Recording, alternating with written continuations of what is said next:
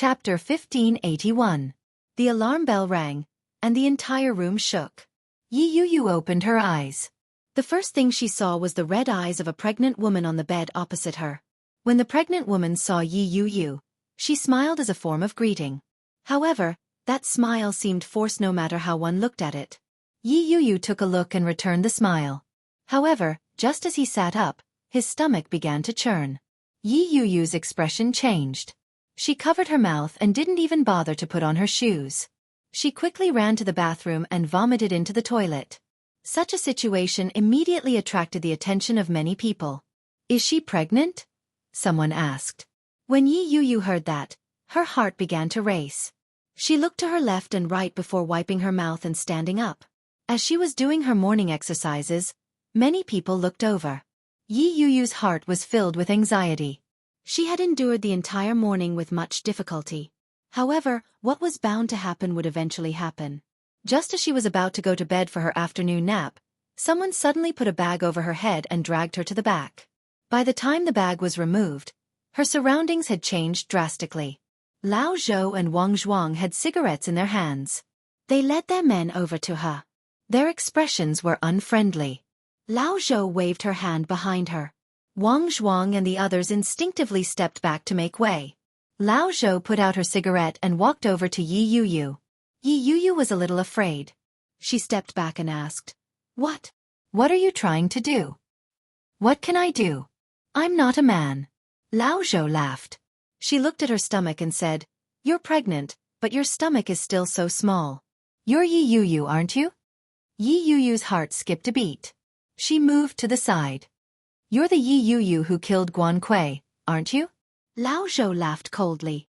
"You're quite pretty. I heard that at such a young age, you already knew how to seduce your own sister's fiancé." Yi Yu stared at her warily and asked, "What are you trying to do?" "No, I'm just wondering if you're the one who seduced my brother-in-law, or the one you think is your fiancé." Old Zhou stepped forward and sneered. "She is indeed beautiful. As expected, men will flock to beautiful women. Your fiancé is running errands for you outside. Just looking at him is tiring. If I had such a man, would I still need to play around with women?"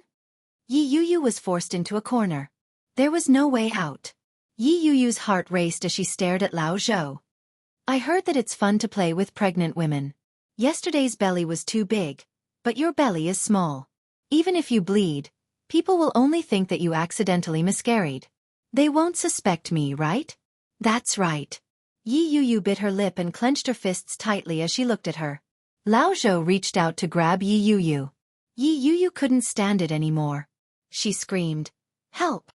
Li Jinnan, save me!" Lao Zhou was taken aback by the sudden scream. She laughed mockingly and said, "Are all women as naive as you? If your screams are of any use, then this lackey of yours is really just a decoration." "The lackey you're talking about is Wang Zhuang?" Yi Yu asked as she looked at her. "Of course. Could it be you?" Lao Zhou laughed coldly and reached out to grab Yi Yu's shoulder. Before she could do so, another hand grabbed her. Chapter 1582. That voice. It was Wang Zhuang. Lao Zhou turned around and saw Wang Zhuang grabbing her arm. Seeing that it was her, Lao Zhou frowned. She looked very unhappy. "What are you doing?" "I should be the one asking you that," Wang Zhuang said. "What do you want to do to her? You know she's pregnant. With such a small belly, she could easily miscarry." When Zhou heard that, it was as if he had heard a joke. He said, "When did you become so kind? She's just a pregnant woman. For her to be locked up here, even the prison guards probably don't know that she's pregnant. I just accidentally messed with her. She's pregnant. What does that have to do with me?" Wang Zhuang frowned. She looked very disapproving. "You want to miscarry her?" "Shoo." Lao Zhou smiled slyly. "It's good that you know. You don't have to say that out loud. Go, stand guard outside. After I'm done with this, I won't have to worry about food and clothing. When you get out, you can come to me any time." Wang Zhuang laughed coldly. "Unfortunately, I can't do something like that. I have a recording pen with me at all times." As she spoke, Wang Zhuang tightened her grip on Lao Zhou's arm. Lao Zhou had not expected Wang Zhuang to say something like that. She was stunned. What do you mean? Wang Zhuang took out a recording pen from the back of her pants. You weren't such a beast before. How did you become like this? Lao Zhou looked at the pen and her expression darkened. She reached out and tried to snatch the pen away. But Wang Zhuang was already prepared. I want to get out. Whether I can get a lighter sentence depends on you, Sister Zhou. Lao Zhou felt that something was wrong. She immediately asked, What do you mean? Just as she said that, they heard a series of orderly footsteps coming from outside. 4 or 5 police officers walked over with guns in both hands. The black muzzles were pointed at them. More specifically, they were pointed at Lao Zhou. Wang Zhuang raised her hands and passed the recording pen to one of the police officers. Sir, I've recorded her intentions. You can listen to it later. It'll be useful. The police officer took it, but he didn't relax. With a wave of his hand, someone immediately came forward to handcuff Wang Zhuang. Lao Zhou was surrounded. She couldn't muster up any resistance. She glared at Wang Zhuang in anger and yelled, You betrayed me. I'm just doing my job. Lao Zhou was even angrier. She was quickly taken away. Yi Yuyu was curled up in a corner. Wang Zhuang and Lao Zhou were handcuffed. After they were taken away, Yi Yuyu breathed a sigh of relief. The police officer took the recording pen and looked at it. Zhou, he said. Yi Yuyu shook her head. Was still in shock. Subconsciously, he reached out and caressed his currently flat belly. The police officer had clearly noticed Yi Yuyu's actions. His tone softened as he said, Thank you for your hard work. Mr. Li has been waiting for you for a long time. You can come out now. Was. She. Zhou S. Yi S. Chapter 1583. Yi Yuyu finally understood what was going on. Her heart leaped with joy. She quickly followed the police officer out. The police officer was very kind. He even allowed Yi Yuyu to remove her handcuffs and change into a fresh set of clothes. After tidying up her appearance, he brought her out to meet Li Jinnan. Yi Yuyu wasn't sure if it was an illusion, but at first glance, Li Jinnan seemed to have lost some weight. There were 2 distinct dark circles under his eyes. It was heartbreaking to look at him. When Yi Yuyu approached, she subconsciously lightened her steps and looked at Li Jinnan. A smile broke out on Li Jinnan's face. He quickly walked toward her. He opened his arms and pulled her into his embrace. Such an embrace was very real. Yi Yuyu almost thought it was an illusion. She reached out and pressed on his chest a few times before she could confirm that it was real. She looked up and saw Li Jinnan's chiseled face. His already sharp lines had become even more defined under the continuous exhaustion. Yi Yuyu's eyes heated up. Her breathing became heavy as she hugged him. She said, Something almost happened to me just now. Someone tried to abort my child. Li Jinnan hugged her tightly, his heart aching for her. He gently kissed her on the forehead and gently said, It's fine now. The person has already been arrested and is being interrogated. The results will be out soon. He was probably sent by Guan Yanhong. Yi Yuyu felt even more aggrieved. Tears welled up in her eyes as she pitifully asked, Why did he do this to me? I've never wronged him. Whether it was Guan Kui's handicap or her death, it wasn't because of me. Perhaps he misunderstood you. It's fine now. Don't be afraid. Li Jinnan's heart ached. Yi Yuyu's figure appeared especially petite in front of him. It was as if Li Jinnan only needed to use a little more strength to cut her up. Especially in the past few days, Yi Yuyu had lost at least 5 pounds. Her face, which didn't have much flesh to begin with, was now a little sunken. Yi Yuyu leaned into his embrace and looked around. In a small voice she asked, Why did they send someone to watch me now? And why did they leave me here? Aren't they afraid that I'll run away? When Li Jinnan heard that, he couldn't help but laugh. Silly girl. Didn't you know that you were released from prison? Yi Yuyu was stunned when she heard that. She found it hard to believe. She looked up at him and asked, Why? She was now a murderer in the eyes of the people outside. A murderer could be released from prison? No, that's impossible. Is it because I'm pregnant? So, even if I kill someone, I won't have to go to jail? Yi Yuyu asked with uncertainty. But as soon as she said this, she immediately frowned and said, But that doesn't make sense. Even if I'm pregnant, I won't be sentenced to death for murder. At least I'll be in jail. Why did I get out of jail? Did you do something? Li Jinan shook his head. He looked at her and softly said, because the murderer is someone else. Yi Yuyu's eyes widened. Is the murderer someone else? Who? It's not Guan Kui? The truth should be that Guan Kui committed suicide, but it's hard to prove that. Li Jinan hugged Yi Yuyu and said, but if the murderer was someone else, it would be easy to explain. Chapter 1584. No, Li Jinan denied. Li Jinan denied it. He looked deeply into Yi Yuyu's eyes. Is Guan Kui not dead? Yi Yuyu asked again. However, such a thing should not have happened. Li Jinan thought about it for a moment before replying, it's Shin Luo. He confessed. Yi Yuyu was shocked. He confessed?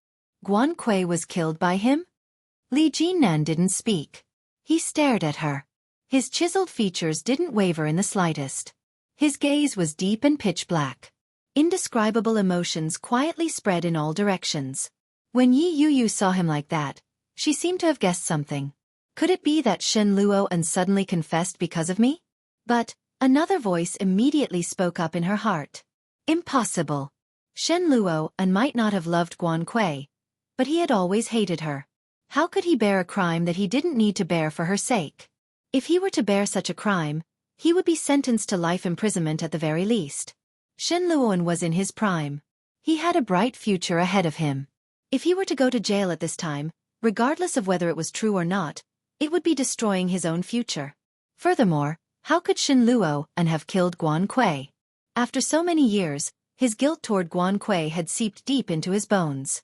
How could he have killed her? That wasn't realistic. Could it really be because of me? When Yi Yuyu thought of that, she suddenly found it funny. How could it be? But all the evidence pointed to her. If Shen Luo hadn't stepped forward, no one would have suspected him. Could it be that he had turned himself in because of his guilt toward me? Yi Yuyu couldn't figure it out. She looked up at Li Jinan and asked, is he locked up? Yeah. Li Jinan pulled her into his arms and said, he's temporarily in custody, but Guan Yanhong's side is finding it hard to believe. They are certain that you killed Guan Kui. They are currently providing evidence to prove that Shen Luo is innocent and that you were the mastermind. In other words, I'm still a suspect? Yi Yuyu looked at Li Jinan. She didn't know whether to rejoice or feel sad. Li Jinan gently stroked her hair with his warm palm and said, yeah, but considering that you're pregnant, I'll let you out of prison first. Consider it a temporary release. She gazed at his chest and said, I want to see him. Yi Yuyu mumbled in a low voice. She wanted to see him, she wanted to see him. After the divorce, Yi Yuyu had never felt such a strong desire to see him. This feeling was surging and uncontrollable. She looked up and met Li Jinan's eyes. Li Jinan stared at him for a moment before replying, okay. I'll ask you again. Did you kill Guan Kui? Once the truth is confirmed, you may be sentenced to death. During the interrogation, the policeman looked at Shen Luo with a serious expression. Shen Luo was chained to the prisoner's chair. He was dressed in a criminal's outfit, which made his originally frail and weak look even more pathetic. In the face of such interrogation, Shen Luo looked a little tired. He said again, I'm sure that I killed her. I didn't want to marry her, so I chose to murder her. I used my latest chemical poison and put it in her cup. Then, I pretended to run away from the wedding. In this way I could clear my name. Chapter 1585. Why? Shen Luo paused. With a mocking smile he said, because I don't want an innocent person to be wrongly accused. The policeman frowned deeply. Shen Luo's words were flawless. His words had connected many of the details of the incident. It was very convincing. However, his posture didn't look like that of a criminal at all. He was so calm that he seemed to be admitting his guilt on purpose. It was hard to not be suspicious. Do you think that Yi Yuyu was wrongly accused? Shen Luo smiled. His pale face looked even calmer. He asked, isn't that the case? Did she admit her guilt? Indeed, she didn't, but who would admit their guilt after a murder? Am I not? Shen Luowen smiled and looked at him. You guys are really strange. You've been suspecting a girl all this time. When the real murderer comes to you and admits her guilt, you don't believe her. Based on the way you handle cases, I wonder how many people are wrongly accused and imprisoned. I wonder how many murderers are still at large. Shen Luowen's words weren't polite at all. The policemen looked at each other in displeasure. Suddenly, someone knocked on the door behind them. The people inside looked in the direction of the sound. It was a policeman. He said, "Someone wants to visit the prisoner. Get ready." Visit the prisoner? Shen Luowen leaned back in his chair and said lazily, "I'm not willing to see just anyone. The people who are here are Yi Yuyu and Li Jinnan. If you don't want to see them, I'll ask them to go back," the policeman said. The man in front of Shen Luowen closed his notebook and stood up. Shen Luowen's expression froze. His smile faded a little as he said, "I will." The lighting wasn't good, and the atmosphere was a little dark. Soft voices came from outside, accompanied by light and heavy footsteps. Every sound seemed to be Yi Yuyu's voice. Shen Luowen's heart beat inexplicably faster. He was actually a little nervous. The thought of seeing Yi Yuyu and Li Jinnan snuggling up to each other didn't sit well with each other. All of a sudden, he had the urge to retreat. Shen Luowen looked up and said, "I don't want to see them. Chase them away." But it was too late. Li Jinnan and Yi Yuyu had already walked in. When Yi Yuyu heard that, she stopped in her tracks. Li Jinnan gave her a gentle push and said, "It's too late." After closing the door, Li Jinnan and Yi Yuyu sat across from Shen Luowen. She had known him for more than a decade and had seen him in many different ways. In the past, Shen Luowen had always been high and mighty. She had grown up surrounded by praises since she was young, and her attitude was high and mighty. However, she had never thought that she would see him in a prisoner's uniform. Yi Yuyu felt a pang in her heart. She suddenly felt that things had remained the same, but the people had changed. The glory of the past was gone. Chapter 1586. Back then she had been young. She had followed Shen Luowen like a little wife. Everyone had thought that they would be together forever. However, time had passed. In just a few short years, everything had changed. Yi Yuyu held back her tears and looked at Shen Luowen without saying a word. When Shen Luowen faced Yi Yuyu like this, he felt a sense of shame that came from the bottom of his heart and soul. It shouldn't be like this. He shouldn't be like this in front of her. His throat felt bitter. He wanted to say something, but his throat was so sore that he couldn't utter a single word. "Why?" Yi Yuyu's voice was extremely soft. It reverberated in the empty room. Shen Luowen met her gaze and chuckled. "Why what? Why are you taking the blame for me?" Yi Yuyu's beautiful eyes reddened. "You weren't the one who did it." "Don't be silly. If I hadn't killed her, I wouldn't be sitting here right now. How can you still be so naive?" Shen Luowen's nonchalant expression made Yi Yuyu feel even more guilty. She looked at him and choked out, "Guan Kui committed suicide. It has nothing to do with anyone else." "You think that Guan Kui committed suicide, but others don't think so." Shen Luowen looked at her with an indescribable gentleness. "If you don't give an explanation, Guan Yanhong won't let you off." "No, the matter can be investigated. Why are you the one in jail?" "Be good. Stop it." Shen Luowen looked helpless as he said, "You're pregnant. Don't cry." When Yi Yuyu heard that tone of voice that she hadn't heard in a long time, she couldn't hold it in any longer. She covered her face and burst into tears. Li Jinnan was right beside her.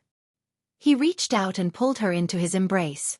A pair of sharp, dark eyes stared straight at Shen Luowen.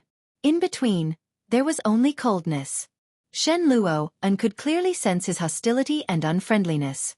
He smiled bitterly as he looked at the arm holding Yi Yuyu. His heart was filled with complicated emotions. It shouldn't have happened.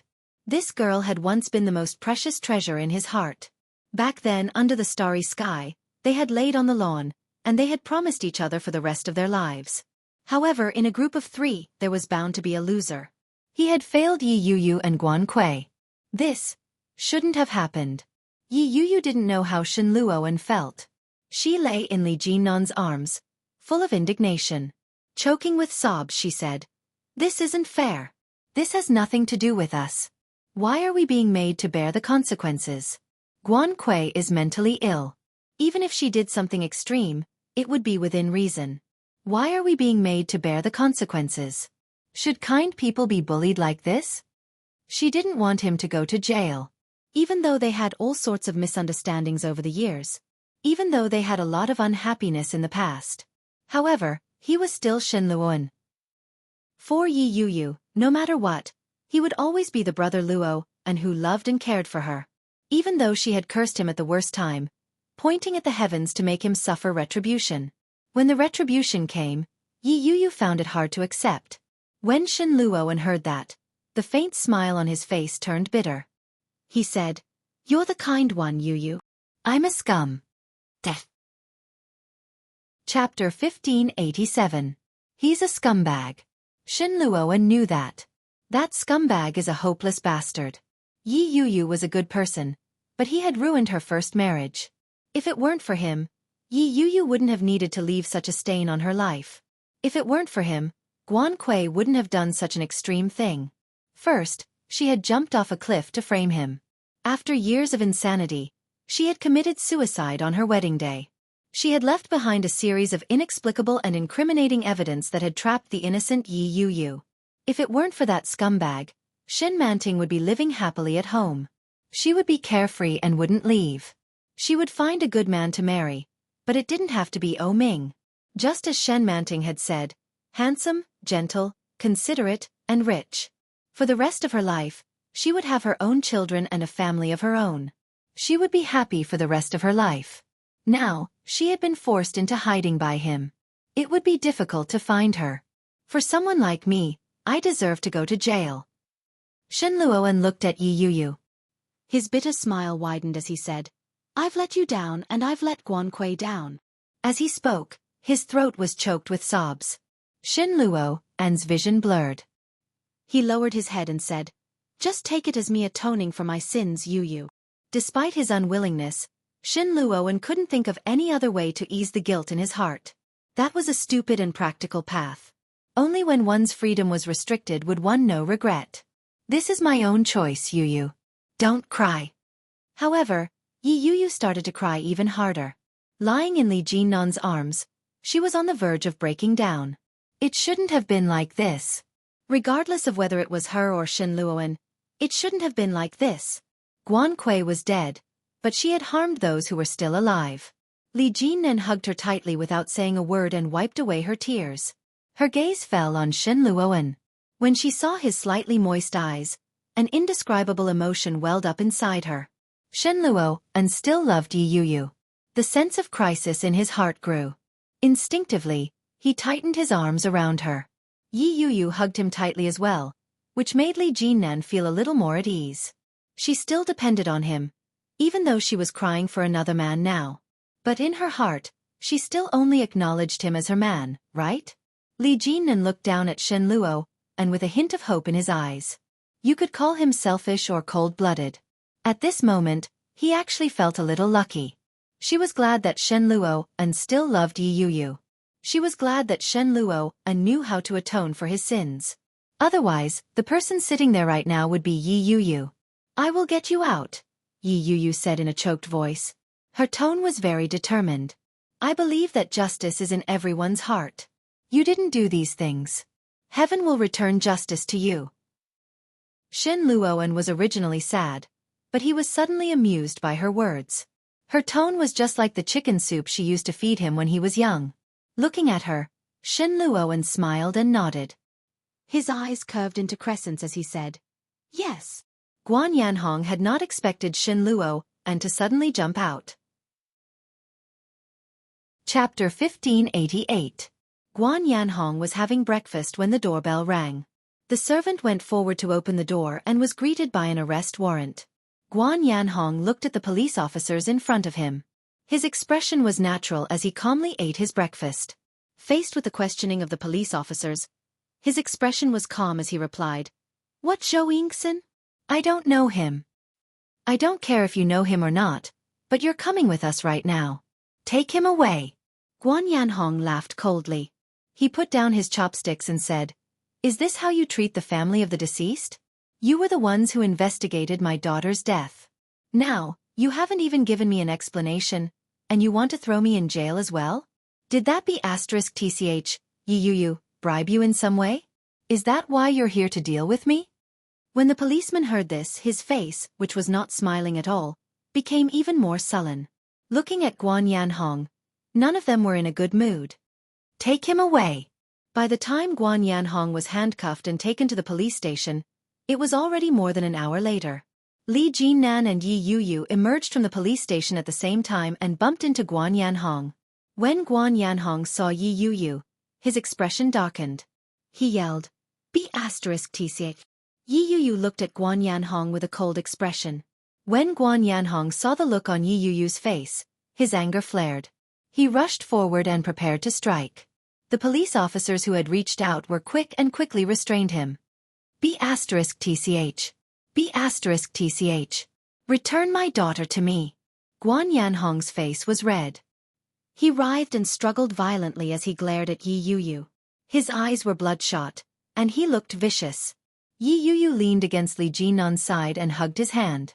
When she saw Guan Yanhong's attitude, there was pity in her eyes. At the same time there was hatred. It was this man who had harmed her. Because of this man, her home was no longer her home. Her mother was no longer her mother.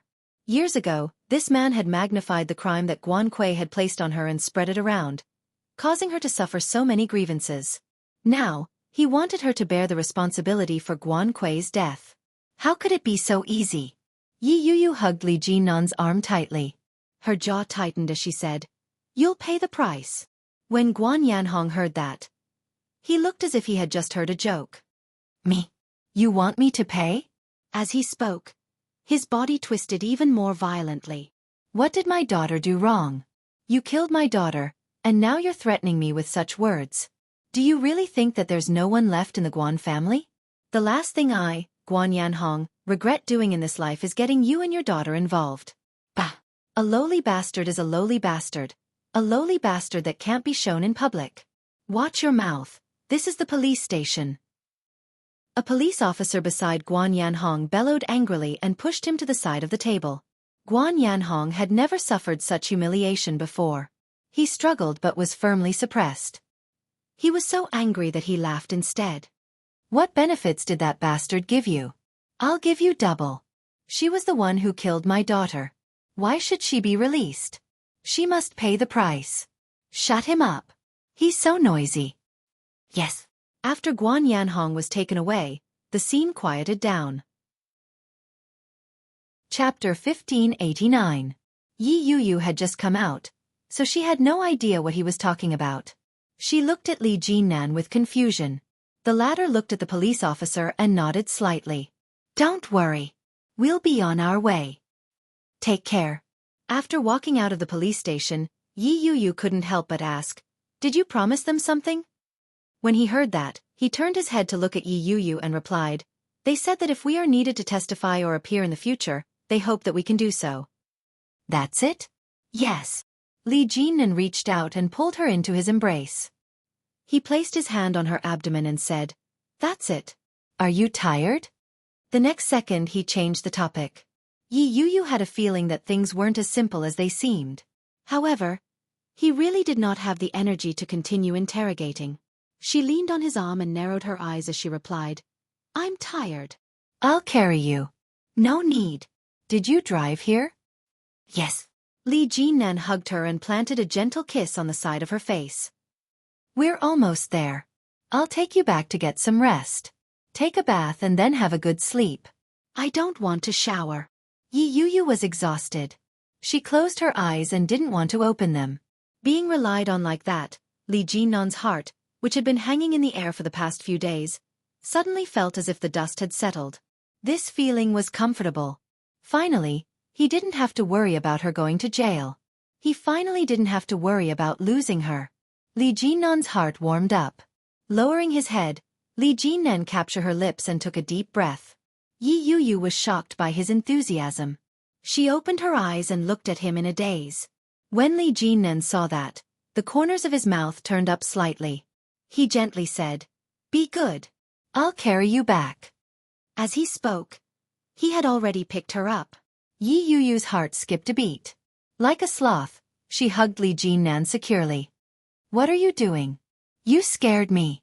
Yi Yu smacked him reproachfully and said in a sweet voice, I already said I don't want you to hug me. Everyone is watching. Li Jinnan looked around and realized that quite a few people were looking in their direction. So what? So what? I've seen it. I've seen my own woman. What's wrong with that? His blunt words caused Yi Yu's face to heat up. She retorted, You really dare to say that? Why not? Li Jinnan strode toward his car. He leaned over and whispered, I'll help you bathe when we get back. You sleep. No, I don't want to wash. You have to wash it, Li Jinnan said softly. I'll help you wash it. It doesn't matter if you wash it tomorrow or the day after, but you have to wash it today. Otherwise, it will be inauspicious. Inauspicious? Yi Yu was a little surprised. Why? There's a baleful aura in the prison. After you enter, the baleful aura will follow you. You can't wear the clothes you're wearing in the prison. Now that you've changed, you need to take a bath and cleanse yourself. Otherwise, bad luck will follow you. She wrapped her arms around his neck and laughed mischievously. I didn't expect you to believe in such things. For this kind of thing, I'd rather believe it exists than not. Li Jinnan walked steadily. Then you still dare to hug me? Aren't you afraid that my bad luck will come to you? Chapter 1590. Where do you get your confidence from? Yi Yu couldn't help but retort. How do you know they won't like someone as tall and strong as you? Li Jinnan was deep in thought. After a long while he said, Even if they do, I already have a woman. I won't fall for them. What if they're prettier than me? Li Jinnan was in a difficult position. He furrowed his brows and said, Then I'll have to. When Yi Yu saw that he was deep in thought, she grew angry. She punched him and asked, What are you trying to do? In that case, I'll have to appear taller and stronger. If they can't stand it, they'll probably stop bothering me. Yi Yu turned her head away and harumphed. She refused to look at him. Li Jinnan chuckled. When he saw his car in the distance he said, Feel my pocket for the car keys. Yi Yu continued to ignore him. She reached her hand into his trouser pocket. However, Li Jinnan had greatly overestimated his self-control. When Yi Yu's soft hand reached into his pocket and touched his thigh, it felt like an electric current was running through his body. Li Jinnan's entire body trembled. He tightened his grip on her. An indescribable heat surged up. Li Jinnan's Adam's apple bobbed up and down. His mouth went dry. Yi Yu was oblivious. She picked up the car keys and held them in her hand. He used the remote control to open the car door and placed Yi Yu in the passenger seat. He walked over to the driver's seat. He didn't even have time to fasten his seatbelt. He turned his head and looked at his woman. Li Jinnan's gaze was too passionate. When Yi Yu saw it, her hair stood on end. She stammered, What? What are you trying to do? However, Li Jinnan had no intention of explaining himself at all. He leaned over slightly and encircled her in the passenger seat. With one hand holding her head, he lowered his head and kissed her on the lips. He couldn't help himself. Li Jinnan wanted nothing more than to caress her right there, and then to relieve the anxiety that had been building up over the past few days. However, rationality quickly stopped him. Li Jinnan seemed to have used up all his strength. He suddenly released her and returned to his seat. Yi Yu didn't have time to react. She had gone from passively accepting to passively letting go. She had been in a daze the entire time. She turned her head and saw that Li Jinnan had already fastened his seatbelt. Then, he reached his hand out to her. Yi Yu widened her eyes and looked at him. Li Jinnan's movements paused for a moment. Then, the line of his jaw tightened even more before he leaned forward. Just as she thought that he was going to do something else to her, he reached behind her and unbuckled her seatbelt. Li Jinnan started the car with a light click.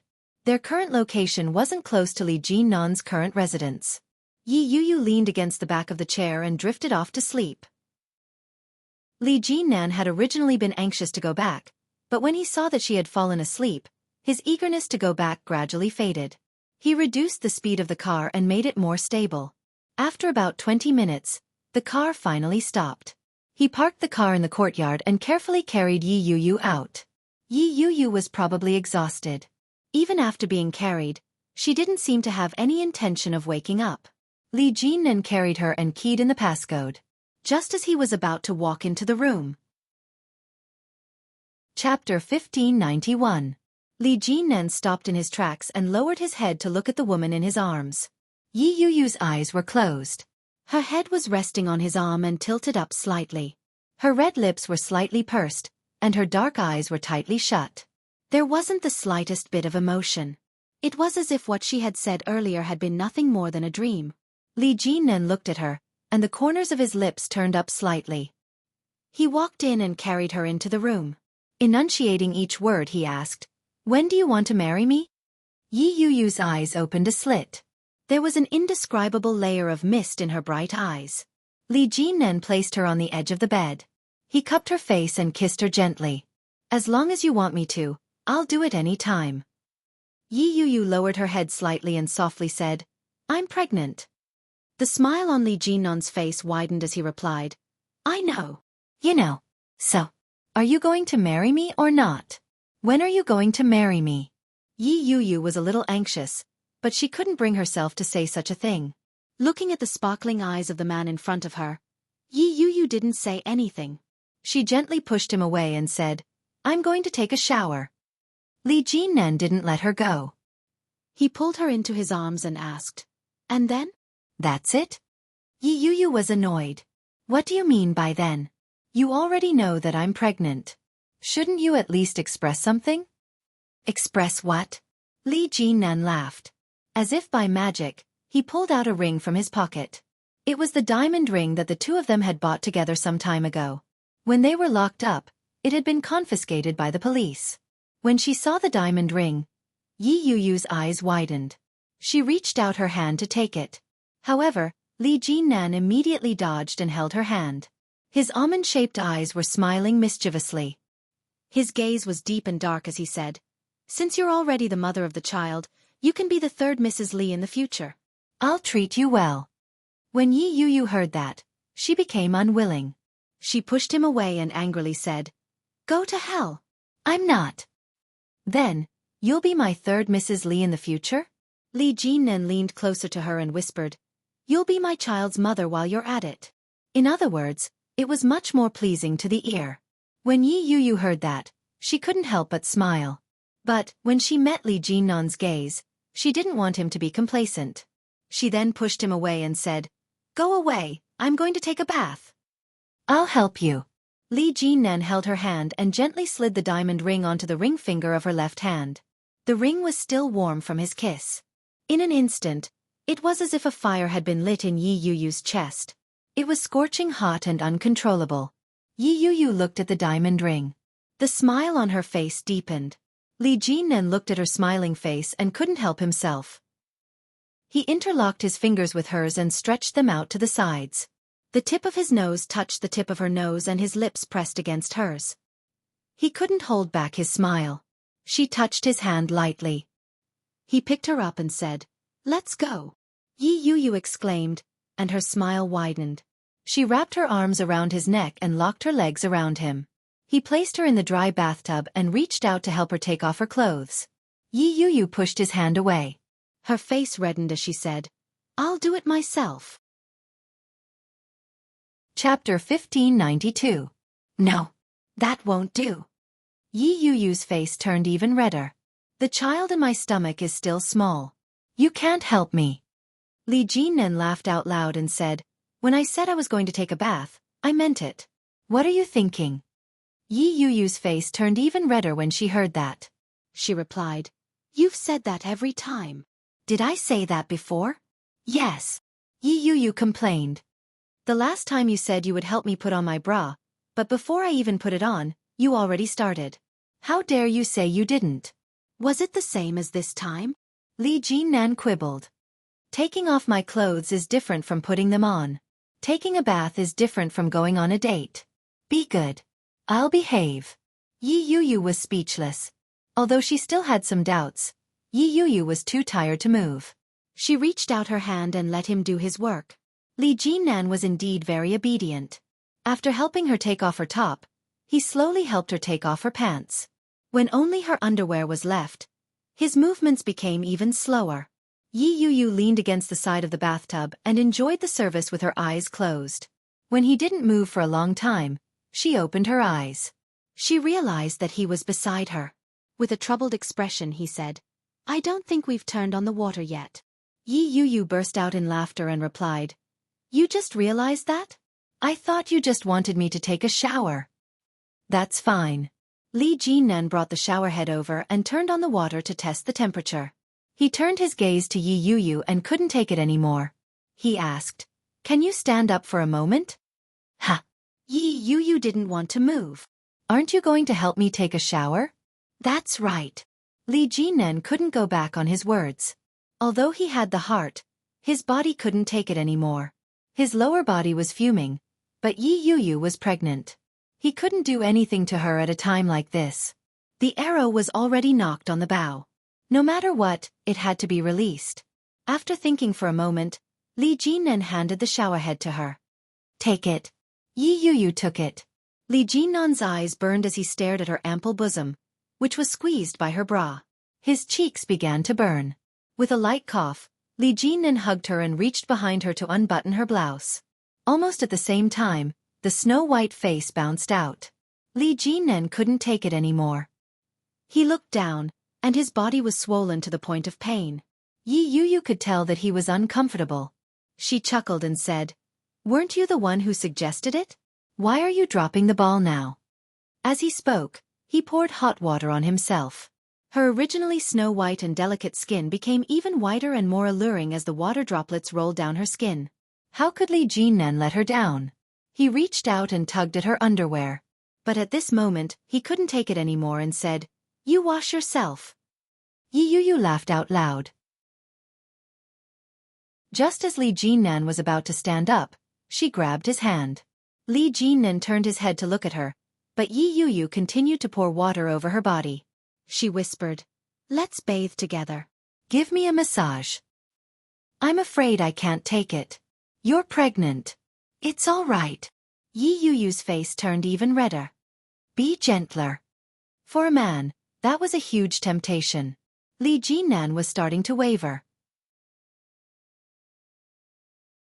Her soft hand slowly climbed up his trouser leg and playfully rubbed it from side to side. Finally, it pressed on the bulge in an extremely seductive manner. Li Jinnan's body became more and more tense, and his movements became slower and slower. "Hurry up." Yi Yu laughed mischievously. "The service is terrible. I want to go back to sleep." Chapter 1594. Li Jinnan washed away the bubbles on her head with the water and finally ended the torment. But he was faced with another big problem. What about her body? Bubble bath? Whenever Li Jinnan touched her body, it felt like it was on fire. He could only look but not touch. It was so unbearable. He stared at the back of Yi Yu's snow-white neck for a long time before he slowly took a bottle of bubble bath and poured it into the water. Yi Yu watched as the bubbles in front of her slowly increased until they covered her body. When she turned her head, she saw Li Jinnan's flushed face. She chuckled and said, "You can leave. I'll do it myself." At this time? Leave. Li Jinnan had thought of doing so, but that thought had completely vanished. "I don't want to leave." He reached his hand under Yi Yu's armpit and said, "I said I'd help you, so I'll help you. The service must be good. But you're sitting here. It's making me uncomfortable." Yi Yu twisted her body slightly and said, "It's uncomfortable." Li Jinnan was fully clothed. When he heard that, he moved even closer and said, "It's uncomfortable for me too." Yi Yu glared at him and began to do it herself. Li Jinnan would occasionally reach out to mess with her, but it was only for a short while. Soon, Yi Yu was done bathing and ready to get up. Li Jinnan was in a dilemma. He sat in the bathtub and didn't dare to get up or go near her. Yi Yu didn't mind. She supported Li Jinnan's body with one hand and slowly stood up. Her body was still covered in white bubbles. On her delicate skin, it made her already fair and beautiful skin look even more flawless. Li Jinnan closed his eyes and breathed heavily. Yi Yu's lips turned up slightly. She kissed him on the lips and said, "I'll wait for you outside." With that, She stood up and walked out of the bathtub. She grabbed a towel and wrapped it around her body before walking out. Li Jinnan was soaking in the warm bubbles. He was starting to doubt his life. This was Li Jinnan's house. Yi Yuyu had never been there before. In the walk-in closet, she had thoughtfully placed pajamas and clothes that would make it easier for her to go out. They were all her measurements. She casually found a set of pajamas and put them on. She sat there for a long time and dried her hair before he walked out of the room. Li Jinnan was only wrapped in a towel. His body was wrinkled from being soaked in the water. Yi Yuyu took one look and began to blow-dry her hair as if nothing had happened. When Li Jinnan saw the woman, he felt his heart heat up. The evils you bring upon yourself are the hardest to bear. Why did he help her take a bath out of the blue? In such a situation, the discomfort was unbearable, and his entire body was tight with discomfort. He went to the closet and found a pair of shorts to put on before lying down on the bed. Over the past few days, it wasn't just Yi Yuyu who was tired.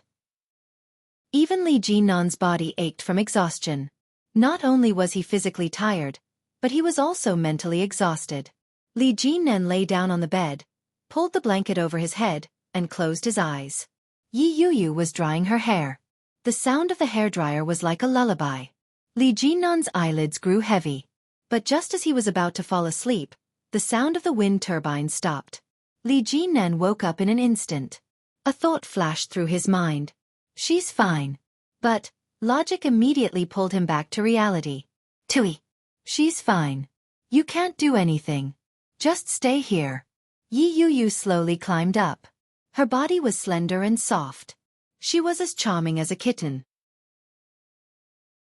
Chapter 1595. Li Jinnan was speechless. How could Li Jinnan not want to? But Yi Yuyu had only just gotten pregnant. What if she accidentally hurt the child? When Su Qianxi was pregnant, he knew that a woman was forbidden from having sex in the first trimester. Was it really appropriate for Yi Yuyu to be so wild now? That's not very nice. Li Jinnan couldn't bring himself to do it.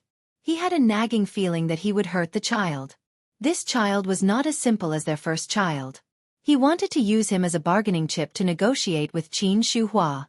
Unexpectedly, Yi Yuyu opened her watery eyes and looked at him with a serious expression. She called out, Li Jinnan. Li Jinnan's brows furrowed when he heard his name being called out so suddenly. He looked at her and responded with the same solemn tone.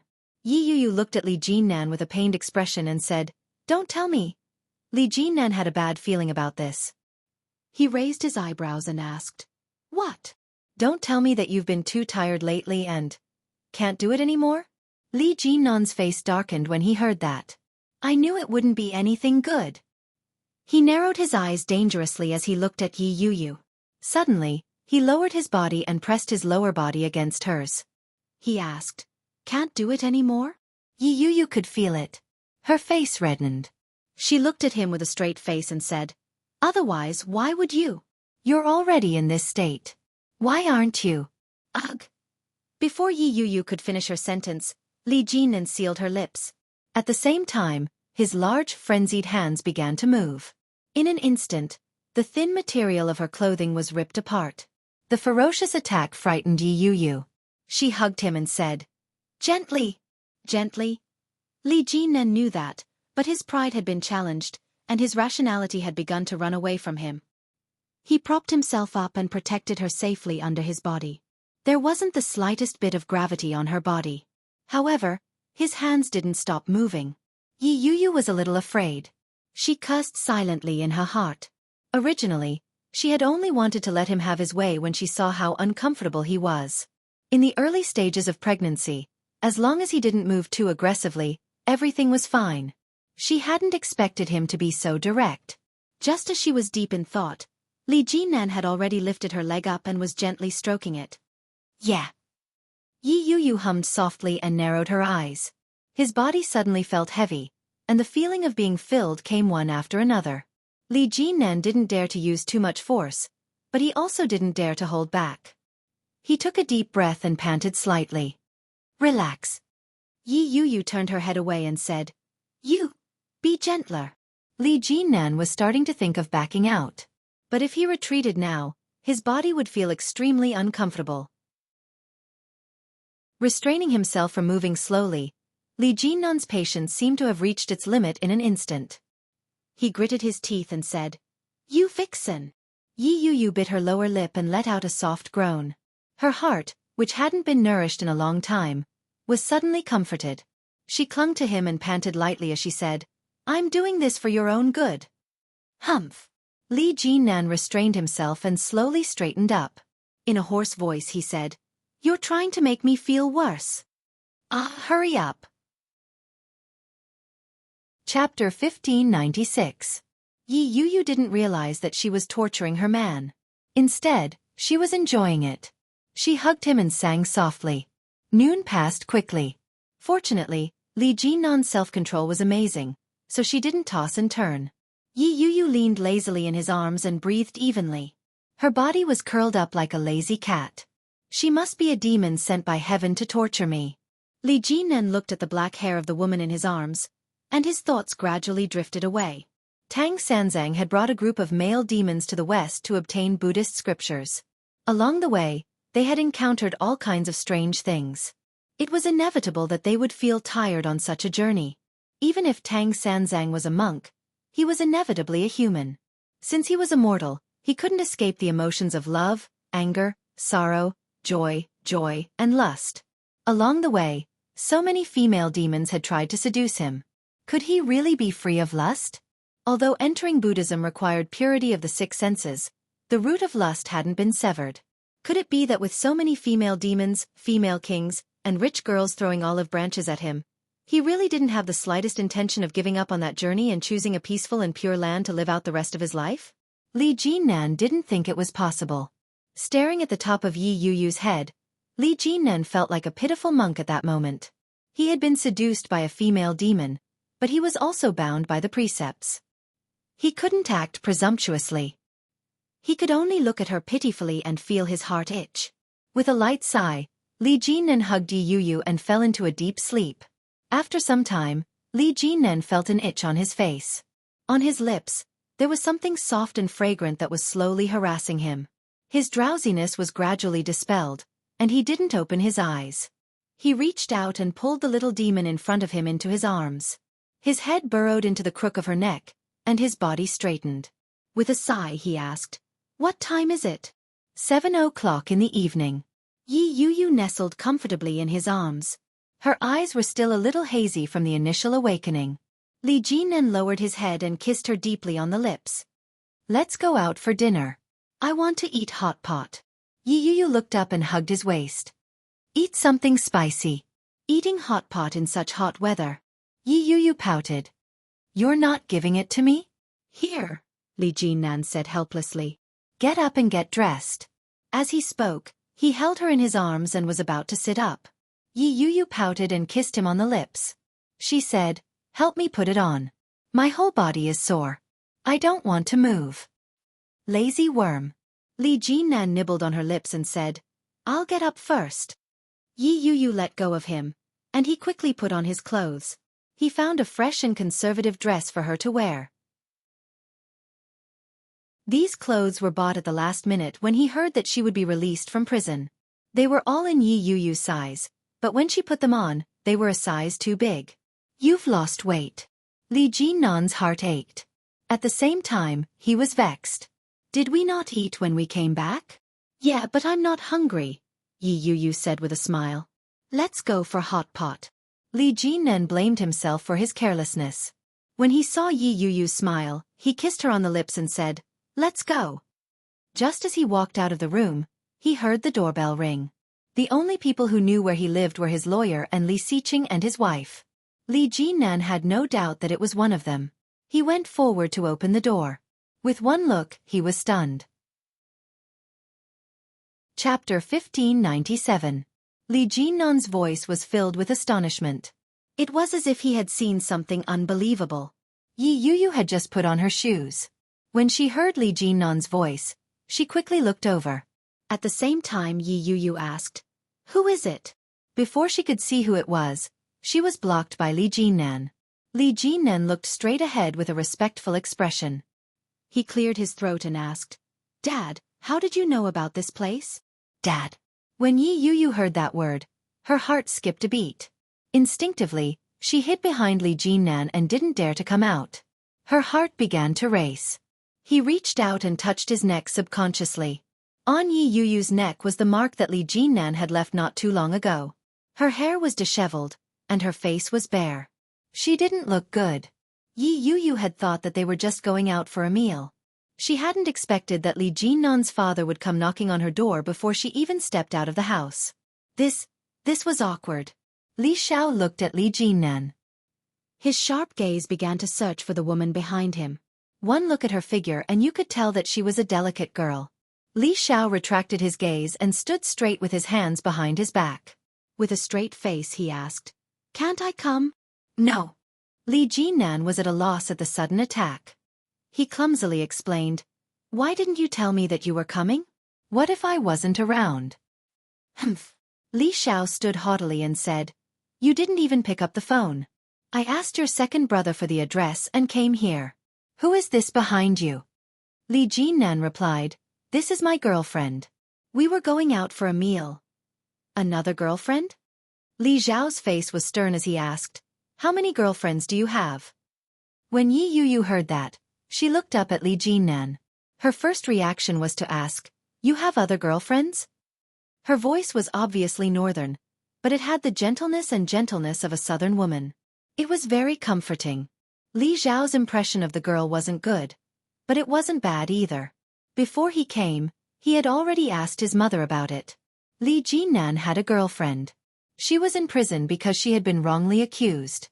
The reason Li Jinnan had stayed in Beijing for so long was because he had to deal with his girlfriend's matter. That was why he hadn't returned to Kingstown.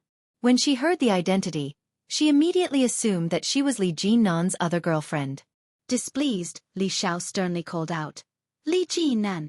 When Li Jinnan heard that, he knew he was in trouble. He said, "Dad, you've misunderstood. I only have one girlfriend. Come, let me introduce her to you." As he spoke, he pulled Yi Yuyu forward and said, "This is my girlfriend. Her name is Yi Yuyu. She's from Yun Town."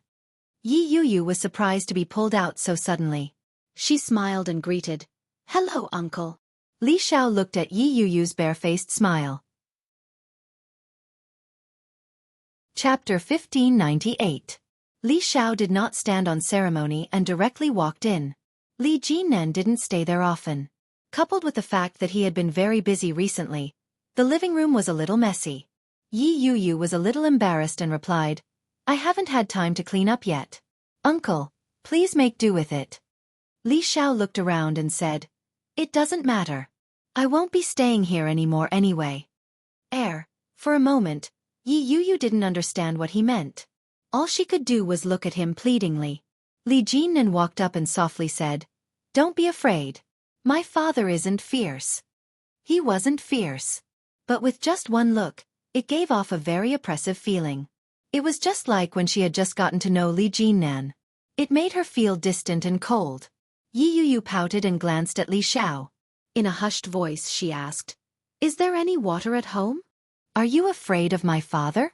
Li Jinnan chuckled with a mischievous look in his eyes. "Am I scarier or is my father scarier?" When Yi Yuyu saw his teasing expression, she felt a little annoyed. She pinched his arm and said, "Stop fooling around. Your father is watching. I'll go see if there's any water." With that, Yi Yuyu turned to leave. Li Jinnan turned around and asked, "Dad, why are you here?" Li Xiao stood with his hands behind his back. He did not sit down. Hearing this, he snorted and said, "I'm here to see if you're still alive. I heard that your girlfriend is in jail and you're trying to get her out. Is this the other one?" Li Jinnan looked at Li Xiao and chuckled. He asked, "Good things never go out the door. Did Mom tell you that?" "Don't change the subject." Li Xiao lowered his voice and said sternly, "If you mess around outside, I'll break your legs." "How would I dare?" Li Jinnan rubbed his nose and replied, "It's this one. I was framed by someone and stayed in there for a few days. I'm out now." Li Xiao sat down and looked at Li Jinnan suspiciously. "How did you get in?" Li Jinnan gave a simple summary of the incident, but he automatically omitted a few background details. 1. The real murderer was Yi Yuyu's ex-husband. Secondly, Yi Yu's sentence was reduced because she was pregnant. Li Xiao's frown deepened. That's it? Li Jinnan nodded his head. Looking at his expression gave him goosebumps. Could it be that he knew something? How come I heard that your girlfriend was divorced before? Li Xiao's words made Li Jinnan's heart sink. As expected, he already knew. He deliberated over his words for a moment before replying, That's right. Previously, she was deceived by someone and had a marriage of convenience. They were husband and wife in name only, but not in reality. Li Xiao had heard a little about it and nodded when he heard this. Yi Yu hid in the corner and listened to their conversation. Her heart was pounding. After calming herself down, she slowly walked out. She specially boiled some iced mineral water and found the tea leaves that Li Jinnan had left in the kitchen. She carefully brewed them before taking them out. Holding the cup of tea, Yi Yu pretended not to hear them and said, Uncle, have some tea. When Li Xiao smelled the aroma of the tea leaves, he knew that they belonged to Li Jinnan. He glanced at her and said, Thank you, Miss Yi. Yi Yu was a little nervous. She laughed dryly and replied, You're welcome. With that, she sat down beside Li Jinnan. Chapter 1599. The atmosphere was quiet for a moment. Yi Yu's body was tense, and she was extremely nervous. As long as Li Xiao said a word, she would immediately react. He seemed to be her future father-in-law. Li Xiao picked up the teacup, glanced at it, sniffed it, and said, Did you pour it into the tea bowl? Yi Yu's heart raced. She felt strangely nervous. She nodded her head and replied, Yes. Because the teacup was a little small, I poured it into the mug. Then why don't you just take it out and soak it? That's because I didn't take it out, Li Jinnan interrupted. Look, the coffee table is full of stuff. I didn't have time to clean it up in the past few days. She just came back today. You just came back today? Li Xiao mulled over the words as he glanced at Yi Yu. The mark on his neck was too obvious. However, he quickly looked away and snorted. Is the matter settled? There's still some work to be done for the time being. Once I'm done with it, it'll be fine. Okay, go home early. Your grandpa's mental state is getting worse recently. You should go back and spend more time with him. At the mention of old Captain Li, Li Jinnan felt a little guilty and replied, I understand. Also, do you know that Daisu has been brought to the capital? I know, but I don't have time to visit him. I haven't had the time to make a trip there yet, Li Jinnan explained. I'll have time in the future. Daisu might not be used to it. This child is very sensible. He knows that Grandpa and Grandma are lonely. He says that he wants to accompany them, but after all, they grew up together. He will definitely not be used to being separated all of a sudden. Li Xiao's heart ached for his eldest grandson. He looked at Li Jinnan and said, This child is close to you. If you're free, go visit him more often. That way, I won't have any objections to you staying in the capital as long as you want. He scratched his head and said, I'm afraid I'll have to stay in the capital for a few more days. But I can't stay much longer. The air in the capital is too bad, and there are too many people. Kingstown is still the best. It's good for the adults, and it's also good for the children. When Yi Yu heard that, her heart skipped a beat. She immediately nudged him. When Li Xiao heard this, his eyes flashed and he said, A child! Li Jinnan did it on purpose, but he immediately acted as if he had let it slip and shut his mouth. When Li Xiao saw this, his face darkened and he said, What child? Don't tell me that you got her pregnant. The girl got pregnant. His words were direct. Yi Yu's face immediately heated up. Li Jinnan cleared his throat, looking a little awkward as he said, Dad, you're not married. Do you know that? Li Xiao's face darkened. Pregnant before marriage? What's going on? What's going on? Act first and report later. On the surface, he put on an innocent expression and said, Dad, I'm already so old. I have a girlfriend. It's normal for me to be pregnant. Is there anything wrong with that? You bastard. Li Xiao finally understood. This brat was doing it on purpose. Enraged, Li Xiao slammed the cup on the coffee table and said, If you do this, the reputation of the young lady will be ruined. Don't you have any sense of propriety? No matter how impatient you are, you should at least take precautions. Li Jinnan didn't dare to say another word, but he was secretly delighted.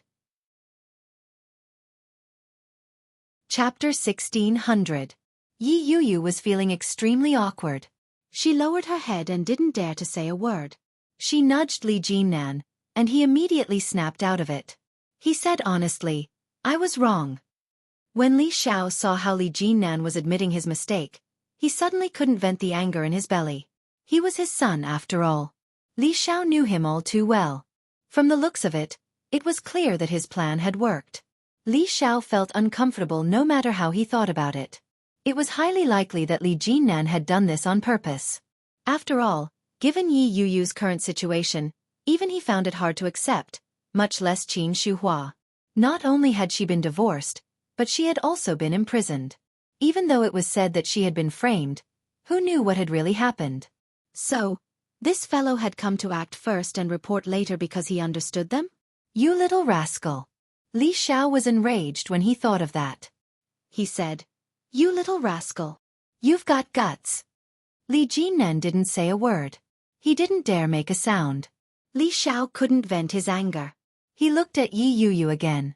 At that moment, Yi Yuyu was sitting quietly beside Li Jinnan. When her eyes met Li Xiao's, Yi Yuyu looked up to meet his gaze. He seemed a little embarrassed, but he still smiled and quickly looked away. It was obvious that this girl wasn't exactly gutsy, but she had a rather obedient personality. Li Xiao suppressed the anger in his heart and asked, "Have you eaten?" "Not yet. I was just about to head out to eat when you came. Why don't we eat together?" Li Jinnan felt that he had never been so ingratiating before. But, he was in a disadvantageous position. Li Xiao was the father. As a son, he had to curry favor with his superior first. Li Xiao looked at him and asked, "Shouldn't I?" I should. Li Jinnan was extremely unambitious as he said, "Let's go then." "Dad, what do you want to eat?" "You have to ask the lady," Li Xiao replied. Yi Yuyu was implicated. When she heard that, she immediately replied, "I'm fine with anything, uncle. I'm not picky." "That won't do. There are some things that you can't eat when you're pregnant." Li Xiao stood up and looked at Yi Yuyu's tummy. "How old are you?" Yi Yuyu was stunned. Without thinking, she replied, 26. No, I haven't gone for a checkup yet." Li Xiao nodded. "No matter what, don't overwork yourself, and don't eat carelessly." With that, Li Xiao looked at Li Jinnan and turned to leave in a huff. Li Jinnan felt a little helpless and secretly laughed. He reached out to tug at Yi Yuyu and said, "Come on. Let's go eat." Yi Yuyu's heart was pounding. She tilted her head and softly asked, "Is your father unhappy?" "It's okay," Li Jinnan whispered into her ear. "There will be plenty of unhappy times in the future. You'll slowly get used to it." Yi Yuyu wanted to laugh and worry at the same time. She raised her hand and patted him, saying, "Stop fooling around. Does your father not like people like me who get pregnant before marriage?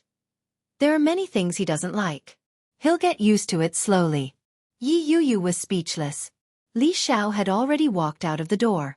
He turned around and saw that they were still whispering behind him. He snorted and said, "What are you doing? Don't you want to eat?" "Eat. We'll be right there." Li Jinnan pulled Yi Yuyu along and whispered, "Don't be afraid. Let's go." Yi Yuyu was perturbed. She had just walked out of the door with Li Jinnan when her phone rang. Chapter 1601. The contact Yi Yuyu had left for Yi Tian on her phone was the same one she had made before. There was only one word. "Mom." In the past, she had thought that Yi Tian might have favored her new family more.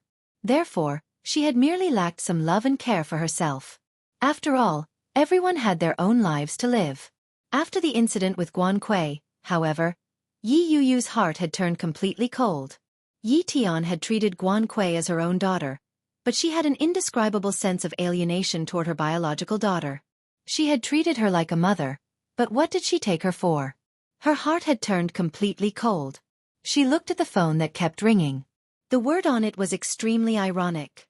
Yi Yuyu pressed the mute button. She had no intention of answering the call. She stuffed the phone into her handbag. Li Jinnan glanced at it and asked, "Why aren't you answering it?" "There's no need to answer it," Yi Yu said. There was indeed no need to answer it. Guan Yanhong was suspected of having instigated Lao Zhou to cause her miscarriage. Just this suspicion alone was enough for Guan Yanhong to spend a few days in jail. No matter how resourceful he was, he still had to go through the process. Yi Tian was probably about to call Yi Yu. She probably wanted Yi Yu to explain the situation as a misunderstanding so that she could get Guan Yanhong out on her own. Based on Yi Tian's personality, she would definitely do something like that. Yi Yu's heart turned even colder. She stood shoulder to shoulder with Li Jinnan. As she looked at Li Xiao, who was walking in front of her, Yi Yu felt as if a lifetime had passed. Things remained the same, but the people had changed. In the past, she would never have imagined that she would be involved with someone like Li Jinnan. She would never have imagined that she would one day be pregnant with another man's child other than Shin Luo'an's. She instinctively reached out to touch her tummy. Yi Yu tightened her grip on Li Jinnan's hand and asked in a low voice, "What does your father like to eat?" "He likes home-cooked food," Li Jinnan replied softly. "He might not be used to the food from the north. I don't know what to bring him to eat." Yi Yu nodded her head when she heard that. She looked at the time and said regretfully, "It's getting late.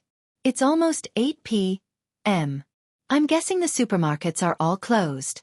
Otherwise, it would be better to make something ourselves." "It's okay. We'll be family sooner or later. You don't have to be so polite. What do you want to eat?" Li Jinnan looked at Yi Yu's tummy and smiled in relief. "I heard that pregnant women are very picky with their food. Is there anything in particular that you'd like to eat?" "I want to eat something spicy." Yi Yu looked at him. "But, you Southerners can't handle spicy food, right?" "Yeah, my father can't handle spicy food." Li Jinnan felt a little awkward. Just as he was thinking about what to take Li Xiao to eat, Li Xiao, who was walking in front, suddenly turned his head and said, "Have you been to the Rong residence?" "The Rong family?" For a moment, Li Jinnan couldn't react. Whose family was the Rong family? Seeing this, Li Xiao snorted and said, "It's Qianqian's maiden family." Ah! Realization dawned on Li Jinnan. "Not yet. Shall we go now?" Li Xiao said. Li Jinnan felt a little uncomfortable and said, "Dad, we haven't eaten all day. I'm fine with it, but my child won't be able to take it." When Yi Yu heard that, she immediately waved her hands and said, "It's fine, it's fine. Let's go look for your nephew. I'm fine." Chapter 16:02. "Uncle, it's all right. Let's go together." Yi Yu nudged Li Jinnan nervously. Li Xiao glanced at Yi Yu. His expression softened. This child was quite sensible. He looked down at Yi Yu's tummy and said, "Let's go eat first. Don't worry about me. I'm not used to northern food." Rong Xian was a southerner, and she would also make food according to Li Jianqian's taste. If they were lucky, they might be able to get some. However, this girl was a northerner, and her temperament was rather shy. It was inevitable that she would feel restrained going to a stranger's house, so it was better to forget about it. Yi Yu thought that he was looking down on her, so she felt a little down. She pursed her lips in dejection and didn't say another word. "If you have time, you should go for a checkup. She's pregnant, but we don't even know how long she's been pregnant. You muddle-headed parents, this won't do." Li Xiao shook his head and said, "I'll leave first." "All right, I'll give you a ride." Li Jinnan stepped forward and said, "Dad, I have a car. Let me give you a ride." "You know the way?" "Yes, there's a restaurant nearby that's not bad." "It's on the way." "Sure." Li Xiao did not stand on ceremony. After all, he was his son. The three of them got into the car. Yi Yu's cell phone rang again. It was Yi Tian. When Yi Yu saw that, she became very impatient. He turned off his phone and ignored her. Yi Tian made a few calls. She managed to get through, but no one picked up. When he called again, his phone was turned off.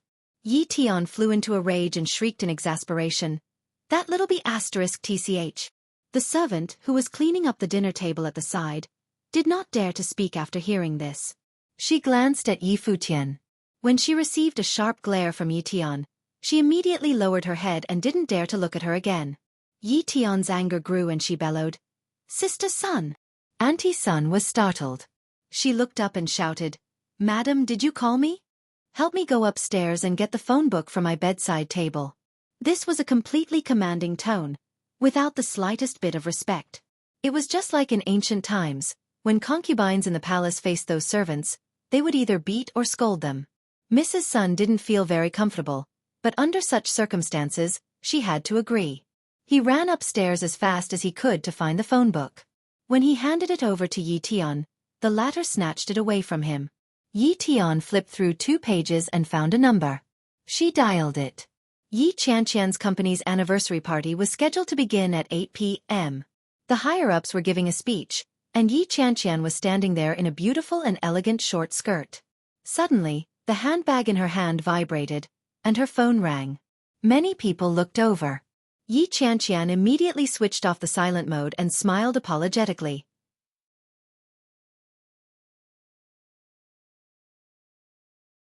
Chapter 1603. Yi Tian was speechless. Did I just curse? She picked up her phone and checked the number. After confirming that there was no mistake, she said, "I'm really your mother, Qianqian." Yi Qianqian was speechless. How could she call me by my name? Who are you? Yi Qianqian calmed down a little. She could vaguely guess who it was. But why did she have to admit that she was her mother just because she said so? What a joke. Yi Qianqian didn't give her any face. She asked, "In this day and age, I've seen phone scams, sex scams, and multi-level marketing scams, but I've never seen anyone scamming someone's daughter. If you have something to say, just say it." "I'm busy."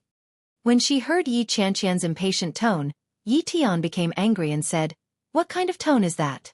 What did Yi Zhenhua teach you? Is this how you speak to your elders?" Yi Qianqian seemed to have heard a joke. She burst out laughing and said, "Elder? What the F***ck? Yi Tian, don't you feel awkward saying that? Don't you feel embarrassed?" Yi Qianqian. Yi Tian gritted her teeth. What an ill-bred girl. Yi Tian's voice was so loud that it made Yi Qianqian's ear itch. Yi Qianqian picked her ear with her finger and sneered, "Since you're well-bred, don't talk to an ill-bred person like me. I won't be seeing you out." With that, she hung up the phone. Yi Qianqian was extremely displeased. She put her phone back in her pocket and walked back inside. Before she could take a few steps, her phone rang again. It was the same call. Yi Qianqian rolled her eyes and answered the call impatiently. "What are you trying to do? Spit it out. I don't have time to beat around the bush with you." Yi Tian had never been so infuriated. She felt extremely uncomfortable. However, when she thought of her husband, who was still imprisoned in the police station, she restrained her temper and said, "Qianqian, I know you don't like me. It's good that you know. Why did you have to say it out loud?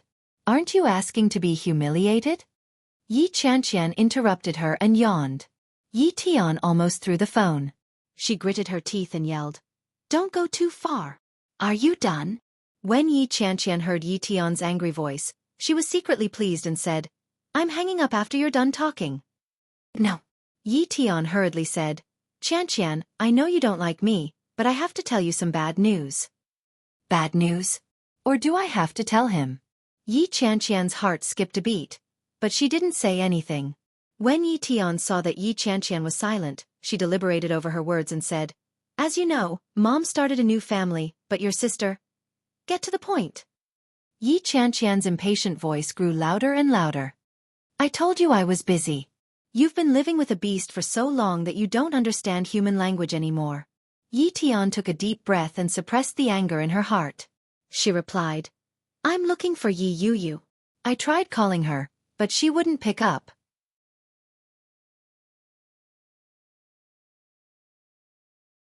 Chapter 1604.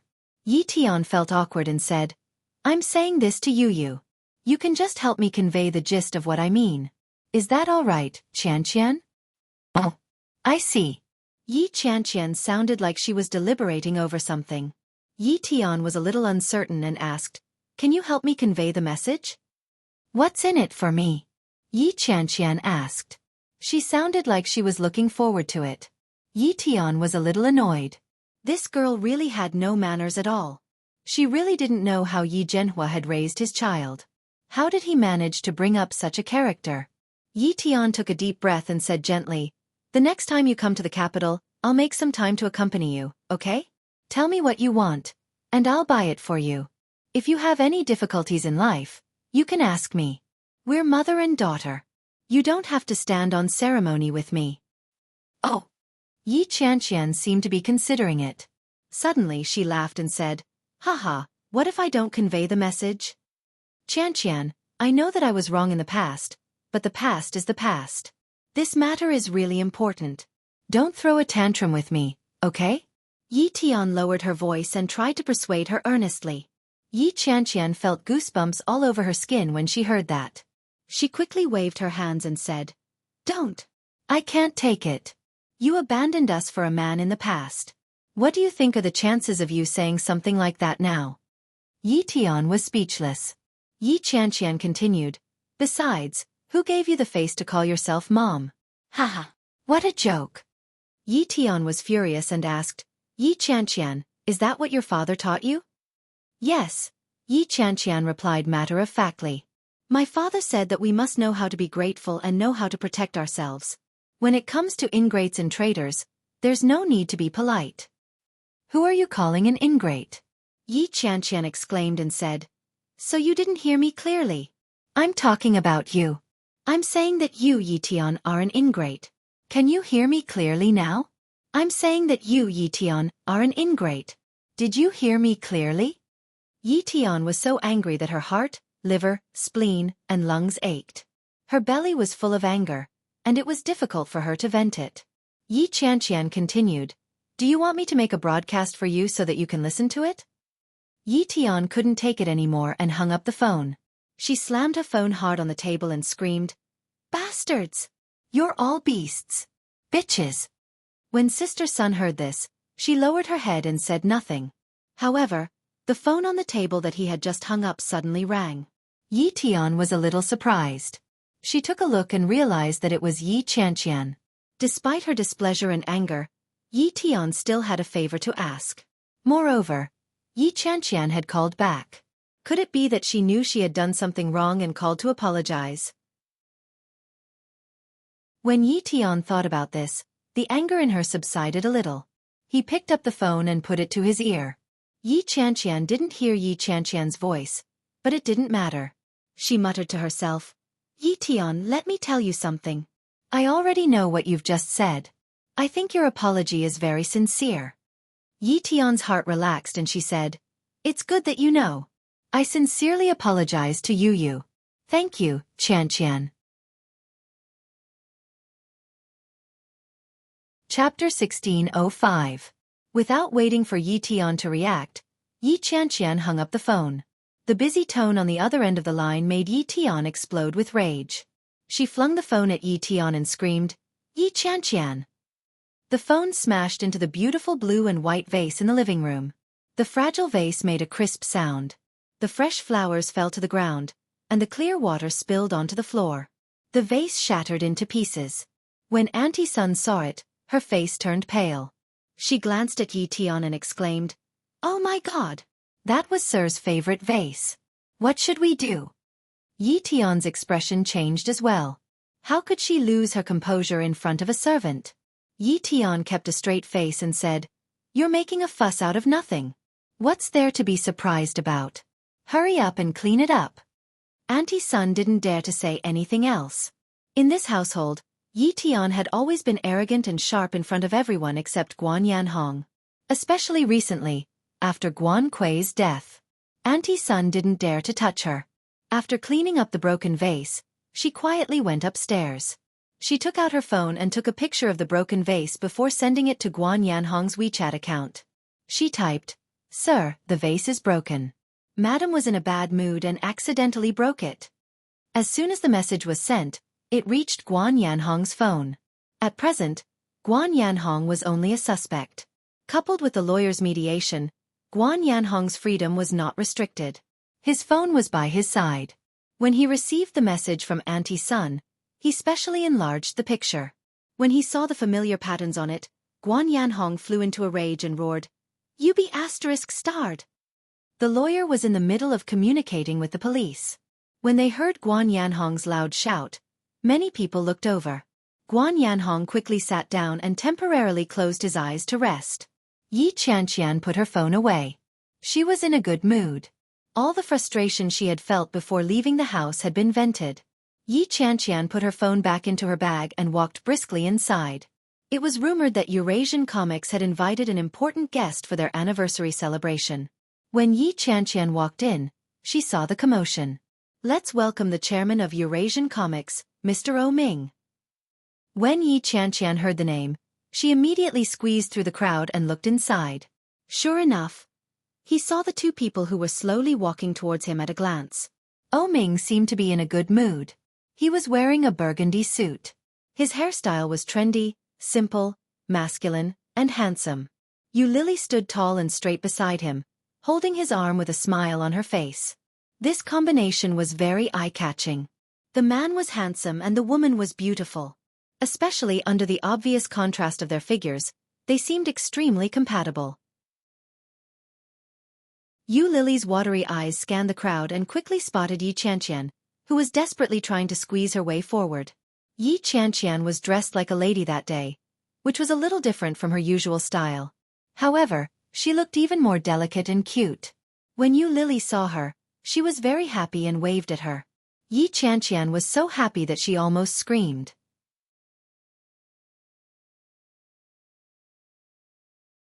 Chapter 1606.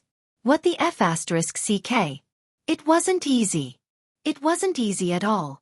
Yi Qianqian suddenly felt like a wife who had worked hard for many years had finally become a woman. When she saw Yu Lily's flushed face and happy expression, she felt an indescribable sense of relief. Finally!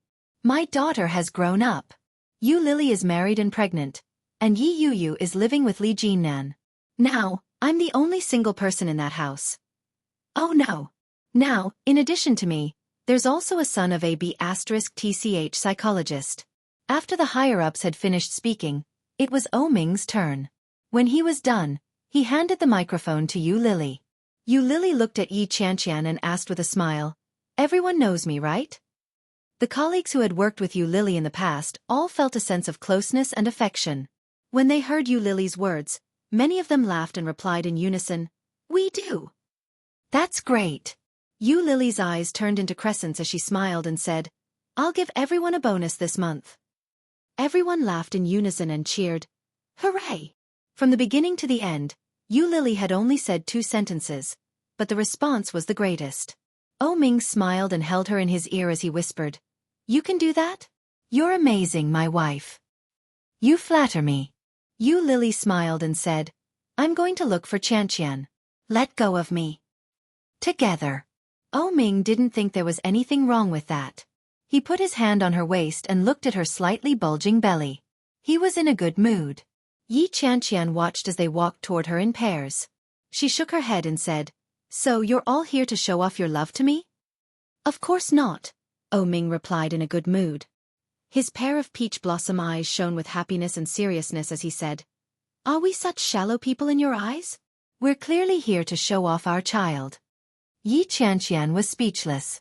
Yu Lily laughed out loud and said, "Don't believe him. The child is still so young. What's there to show off?" All right. Your existence is a form of harm to me. You're bullying a single person." O Ming glanced at her and asked, "Still no movement?" "What movement?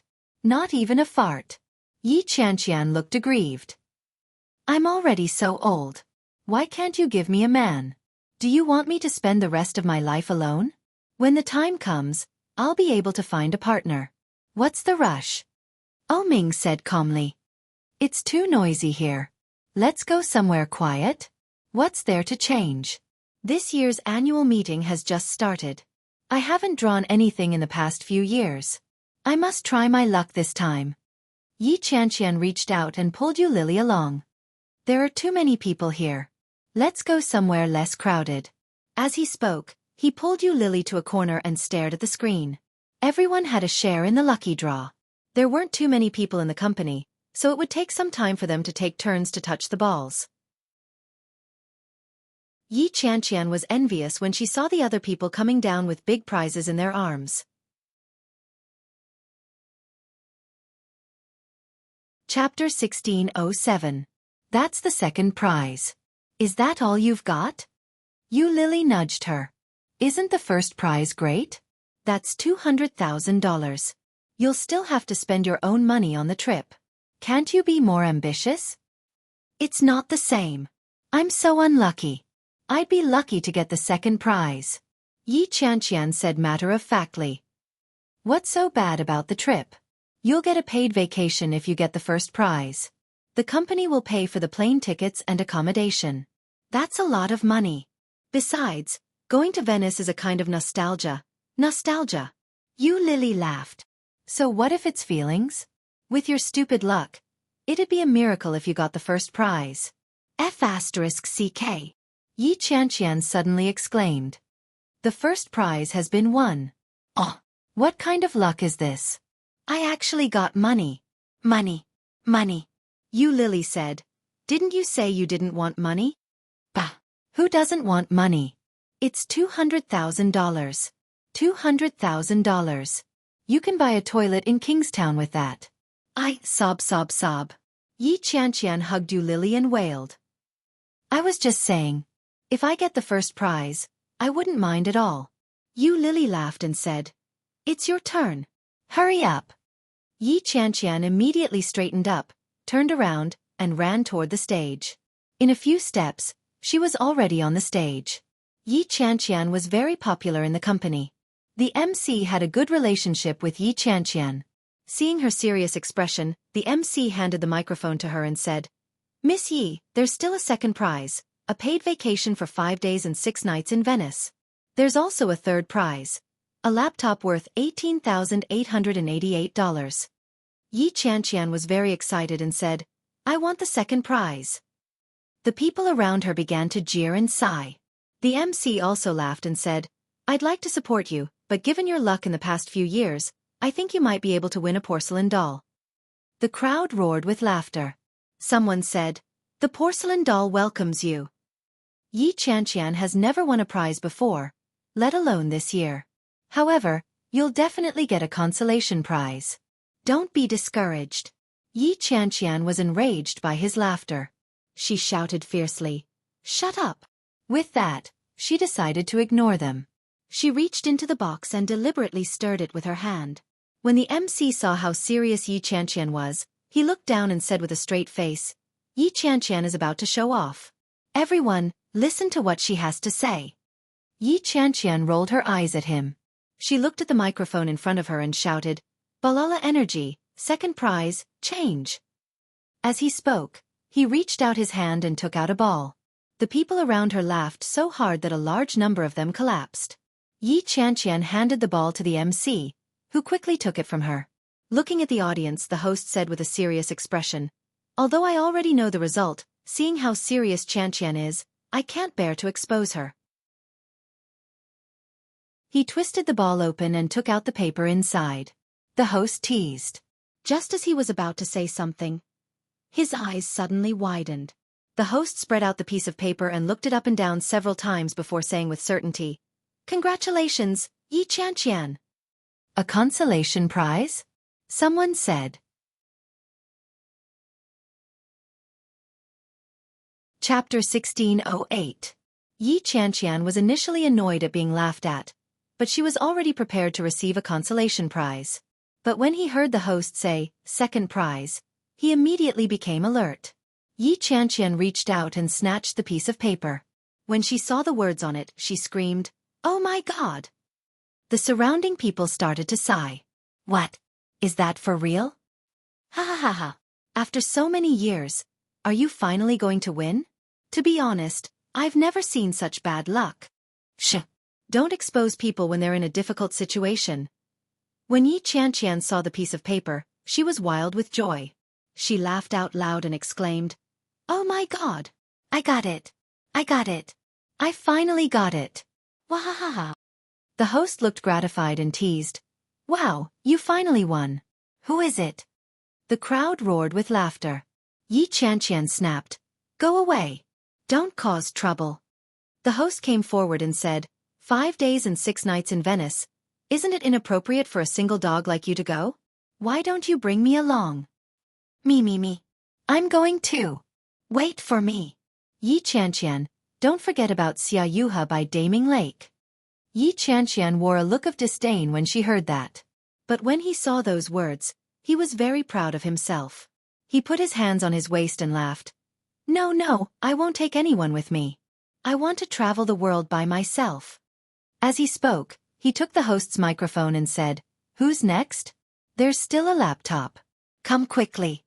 After saying that, he stuffed the microphone back and ran down the stairs. When Yu Lily saw her running down happily, she smiled and said, Your luck must have been accumulated over the past few years, and you've been saving it for this one surprise, haven't you? Ha. Yi Qianqian was overjoyed and replied, That's right. That's exactly what I was thinking. F***CK. It's next month. We only have less than 20 days to prepare. I'm so nervous. What should I do? Just as Yu Lily was about to say something to comfort her, Yi Qianqian stared at the piece of paper and laughed strangely. She shouted, Wah! I'm going to Venice. Yu Lily. Ming smiled and said, Let's go for supper. Oh now. Yi Qianqian perked up and said, Wait for me. I'll go and exchange this ticket first. Yu Lily watched as Yi Qianqian ran away and asked, Are the tickets for the lucky draw for 2 people? Yi Qianqian asked. Ming glanced at her and said, Yes. Wouldn't it be a waste to go alone? Yu Lily looked at him and shook her head. What a pity. He's a single dog. When Yi Qianqian came over and heard what Yu Lily had said, she immediately shouted in an exaggerated manner, How dare you speak ill of me? However, he did not mind and carefully placed the ticket back into his bag. He leaned forward and asked in a low voice, Could it be that you deliberately arranged this for me? Don't think too much about it. I'm not that free. Yu Lily's face was full of disdain. If I were the one who arranged it, I would definitely get a single person. When Yi Qianqian heard that, she was relieved and said, It's fine. I can go alone. I've always wanted to carry a backpack and go on a vacation. But I don't have a choice. I don't have the money. Humph. Now that luck has come, no one can stop it. Ha. Death. Chapter 1609. Hey, don't show off too much. Be careful that you don't sprain your waist. Yu Lily touched her waist and said, You've gotten fatter. Yi Qianqian immediately hugged her belly and said, Go to hell. You're the one who's fatter. This is called sexy. You've gotten fatter. Yu Lily insisted. Yi Qianqian laughed and rolled her eyes. I'm not going to argue with a pregnant woman. She then asked, What are we having for supper? Let's go. You'll know when we get there. Yu Lily took her hand and quickly walked out of the hotel. Ming sat in the front seat, and Yu Lily and Yi Qianqian sat in the back. The driver drove steadily, and they soon arrived at the place to eat. It was a restaurant that looked like it was decorated very well. If it were Yi Qianqian, she would probably never come to such a place in her life. One look and you could tell it was expensive. But since she was following Ming and Yu Lily, Yi Qianqian didn't stand on ceremony. After entering, she casually ordered something and handed it over to Yu Lily. The 3 of them ate quickly. Yu Lily and Yi Qianqian hadn't seen each other for a while, so they chatted and talked a lot. Yi Qianqian liked to drink a little, especially when she was happy. Yu Lily was pregnant and couldn't drink, so Yi Qianqian could only have a few drinks with Ming.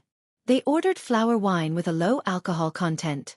Yi Qianqian only drank a few glasses. Her cheeks were slightly red, and she looked very well.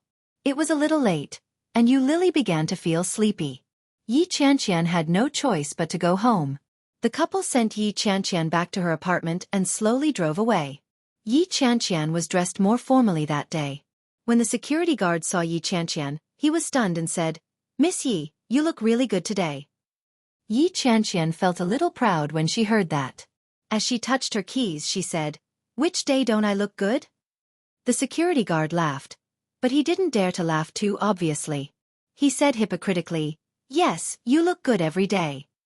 Yi Qianqian stared at him and said, What do you mean? You're so hypocritical. You won't have any friends if you act like this. The security guard laughed and quickly helped her press the elevator button. Hurry up. Your boyfriend is already back. He's probably waiting anxiously. Bah! Yi Qianqian's face was full of disdain as she said, He's not my boyfriend. The security guard obviously didn't believe it and asked, Quarrel? Shut up. Yi Qianqian got into the elevator. That's it. Goodbye. As the elevator doors slowly closed, Yi Qianqian felt even more displeased. Boyfriend? When did Shen Jilia become her boyfriend? Puh. However, on second thought they were right to think so. After all, a man and a woman living together, even if they were relatives, they wouldn't be so harmonious, right? Holy shit. So there was a reason why she had been single for so many years. With such a big man here, no peach blossoms would be able to enter. In this way, how was she going to get out of singlehood? No way. She couldn't let things go on like this. She had to chase him away. As Yi Qianqian was lost in thought, the elevator arrived. Yi Qianqian walked down the stairs and had just stuck the key in when the door opened from the inside. Shen Jilia's hair was half dry. When he saw her flushed cheeks, he frowned and sniffed. Have you been drinking? For some reason, Yi Qianqian felt a little guilty and quickly said, I. However, she quickly realized what was going on. She could do whatever she wanted. What did he have to do with her? She angrily put her hands on her hips and said, Yeah. What's wrong? Shen Jilia didn't look too happy. He reached out to take her bag and asked, Who are you with? Add 10 chapters. Unbelievable. Haha. Thanks for the monthly votes.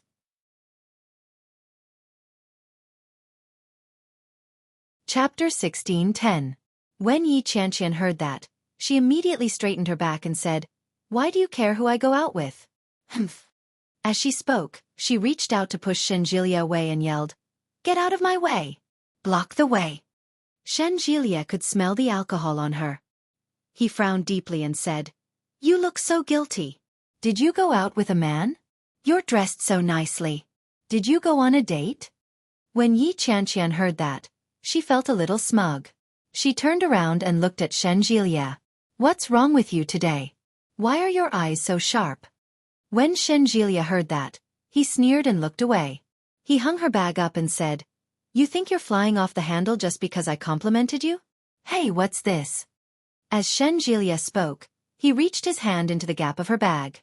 Yi Qianqian's bag wasn't closed, and the ticket for a 5-day and 6-night trip to Venice was exposed. When Yi Qianqian saw Shen Jilia reaching for it, she was shocked and immediately stopped him. Stop! What are you doing? But it was too late by the time she spoke. Shen Jilia pulled on the corner of her bag that was exposed, and the ticket was exposed to the air. Venice! Yi Qianqian was nervous. She rushed forward to snatch it back and yelled, Give it back to me! However, Shen Jilia quickly moved his hand away.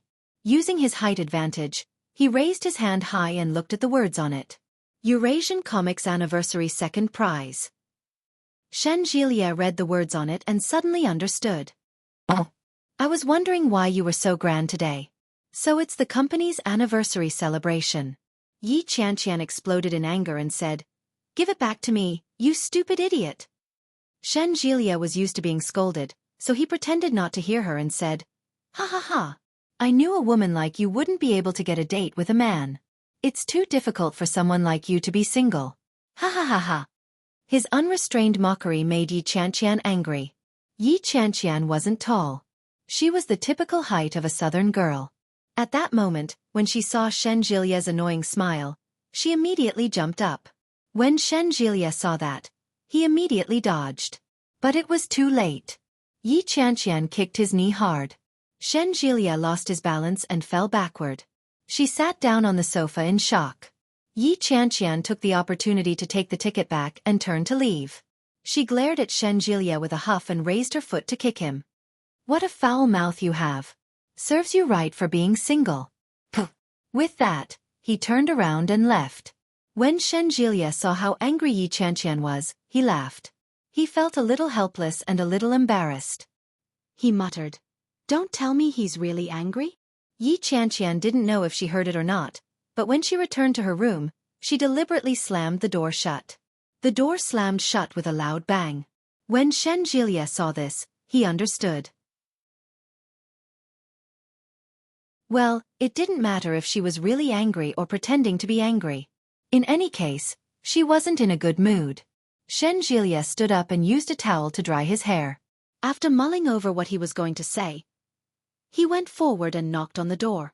Ahem, my dear Miss Chanqian, I left you dinner. Would you like to have some? It was quiet for 1 second, 2 seconds.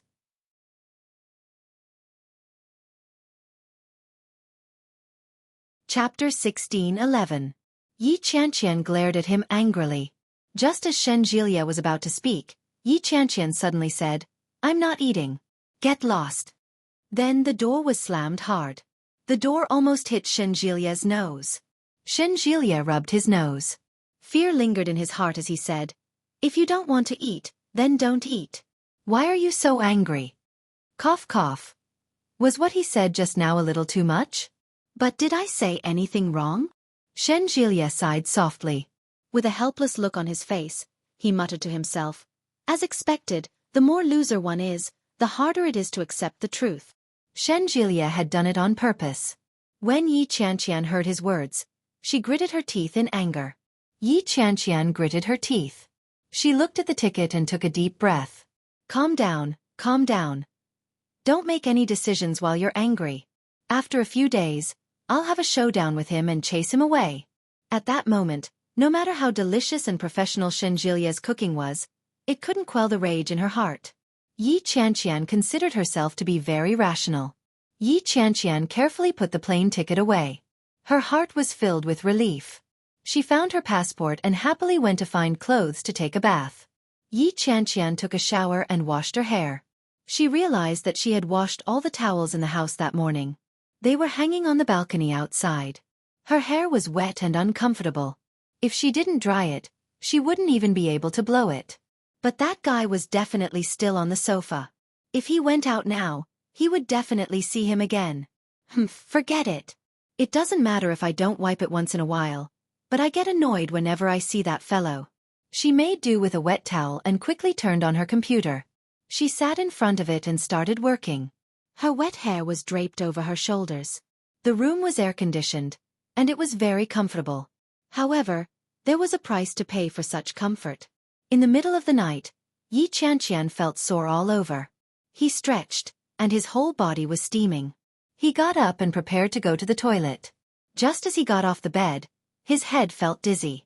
Yi Chanqian staggered a little as she opened the door and walked out. She could clearly feel that she wasn't in a good state. As soon as he opened the door, he saw that there was not much light in the living room. The lights in the living room were not turned on, and the bright light from the TV vaguely illuminated the living room. When he heard the door open, Shen Jilia turned around and asked, You're awake? Yi Chanqian didn't want to talk to him. She was extremely sleepy. After going to the bathroom, he sat on the toilet. As soon as he sat down, his buttocks were frozen by the toilet bowl. He reached out and touched his forehead. It seemed to be a little hot. Yi Chanqian frowned and muttered, I can't be that unlucky. After all, she hadn't been sick for many years. Why did he suddenly have a fever? Yi Chanqian got up and looked at herself in the mirror. The woman in the mirror looked very young. There were obvious dark circles under his eyes. And now, his whole face was red. Yi Chanqian turned on the tap and splashed some water on her face before quickly walking out. Shen Jilia was watching a football match when Yi Chanqian snorted and said, If you're not asleep at this hour, you might die of a heart attack. It doesn't matter. Tomorrow is the weekend. Shen Jilia yawned and suddenly turned to look at Yi Chanqian. Yi Chanqian. Chapter 16:12. I might have gone overboard with what I said last night. I'm sorry. Yi Chanqian paused and turned to look at him. This guy is actually apologizing to me? He's actually apologizing? Yi Chanqian was very surprised. She looked at Shen Jilia as if she had seen a ghost.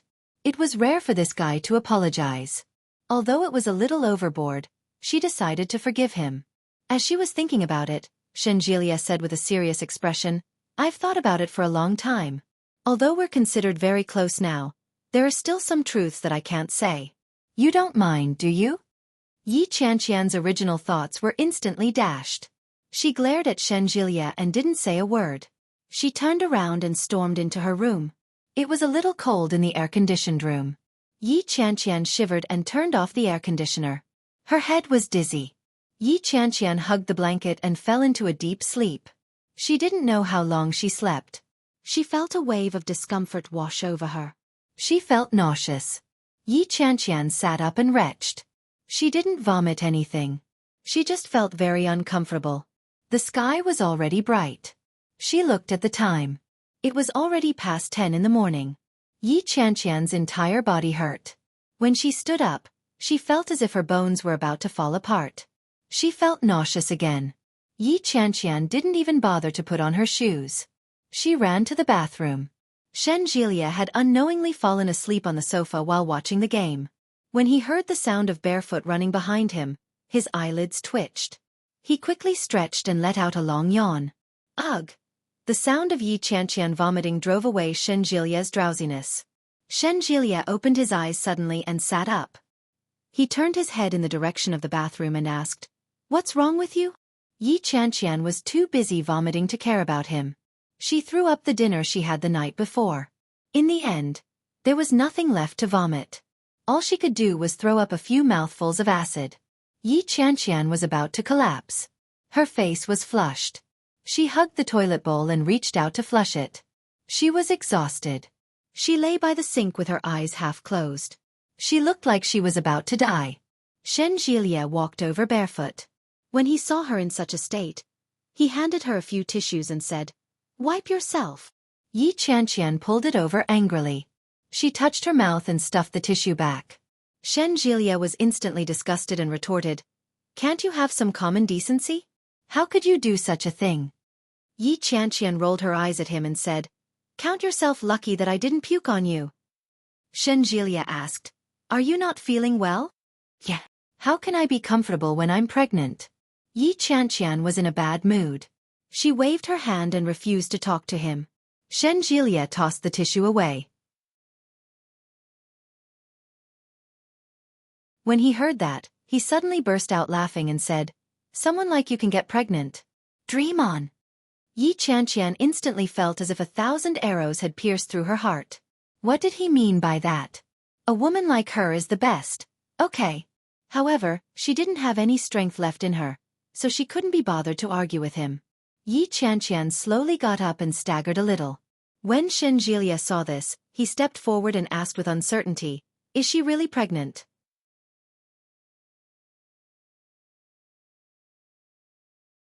Chapter 16:13. Shen Jilia exclaimed exaggeratedly. He immediately reached out to touch her forehead and asked, "Do you have a fever?" Yi Qianqian pushed him away and said domineeringly, "You're the one with a fever. Get lost." Shen Jilia said, "Hey, don't distort my pronunciation. I clearly said I have a fever." Yi Qianqian snorted. She didn't have the energy to argue with him. She didn't want to walk anymore. Her body was sore and weak. She simply collapsed on top of him. Yi Qianqian looked up and said, "What did I do to deserve this? I'm dying of discomfort." Shen Jilia looked at her with disdain and said, "You're the only one who can be so energetic when you have a fever." As he spoke, he helped her out of the room and said, "Put on your shoes. I'll take you to get an injection." "No. I don't want an injection. Don't worry about me. Go watch your game." Yi Qianqian waved her hand and lay on the sofa. "Hey, it's still warm." Shen Jilia had just lain on the sofa, so of course it was warm. When Shen Jilia saw her like that, he reached out to cover her with a blanket and said, "The game is over. Let's go. I'll take you to get an injection." "Go away. Do I need you to take me to get an injection? I can heal myself." Shen Jilia sneered. "Stop fooling around. I've never heard of an idiot having such a function." Yi Qianqian said, "Get lost." Yi Qianqian lay on the sofa. She had no intention of getting up for an injection. Shen Jilia touched his head and thought for a moment before saying, "I'll go buy you something to reduce your fever. Let's check your temperature first. Do you have a thermometer?" "No." Yi Qianqian said matter-of-factly. What about flu medicine? No. Yi Qianqian didn't look the least bit remorseful. She said, I've never fallen sick. These things are useless to me. Shameless. Then why do you have a fever now? You're the one with a fever. You're misdiagnosing me. Yi Qianqian was in high spirits. She got up and said, I'm hungry. Shen Jilia asked, what do you want to eat? Braised pork ribs, spicy chicken, Yuxiang shredded pork. As Yi Qianqian spoke, she found the food tasteless. Do you have sugar? No.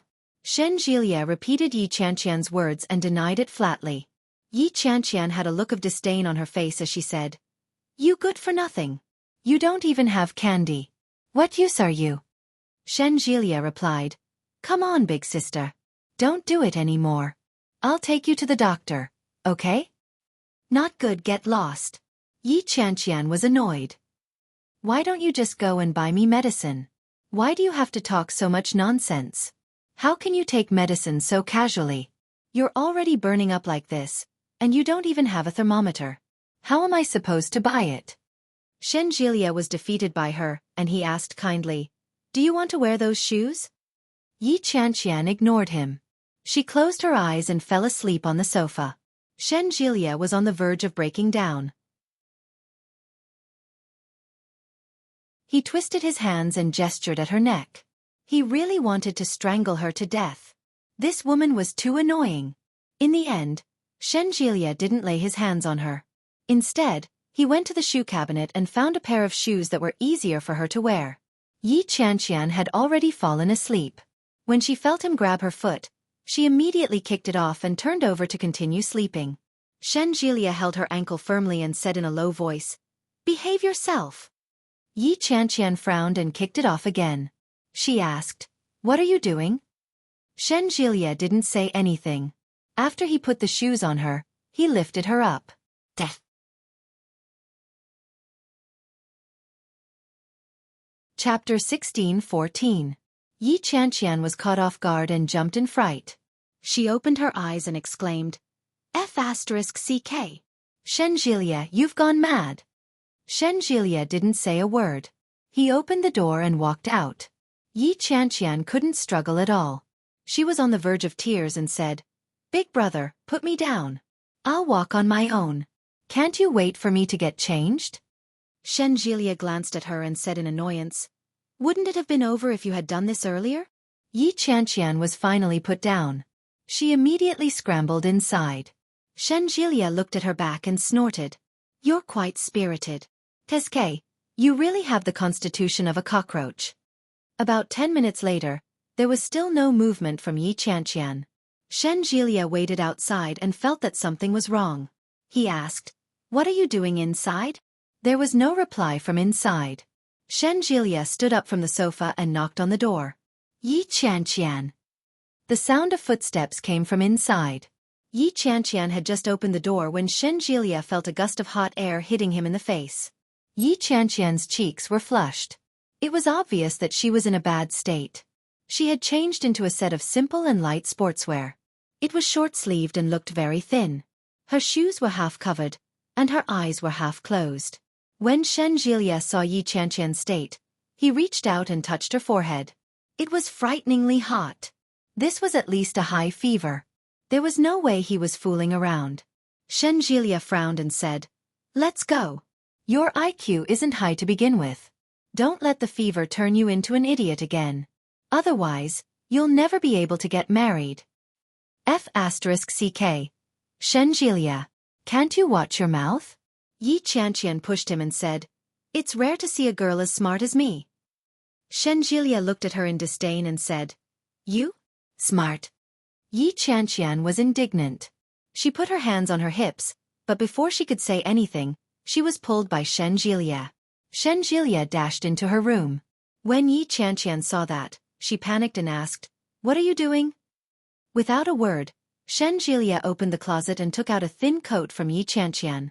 He put it on Yi Qianqian and said, It's windy outside today. Put on some clothes. Let's go. Yi Qianqian swallowed the words that were on the tip of her tongue. With her arm held by Shen Jilia, She felt her eyelids grow heavy. She didn't have much strength left in her, so she didn't want to walk anymore. He half squatted on the ground and said weakly, "I feel like vomiting." Shenjilia glanced at her and said, "Go ahead and throw up first. You can leave after you're done." "I can't spit it out." "Then let's go." Shenjilia walked up and lifted Yi Qianqian in his arms. "Take a nap. We'll be there soon." His sudden action made Yi Qianqian's heart skip a beat.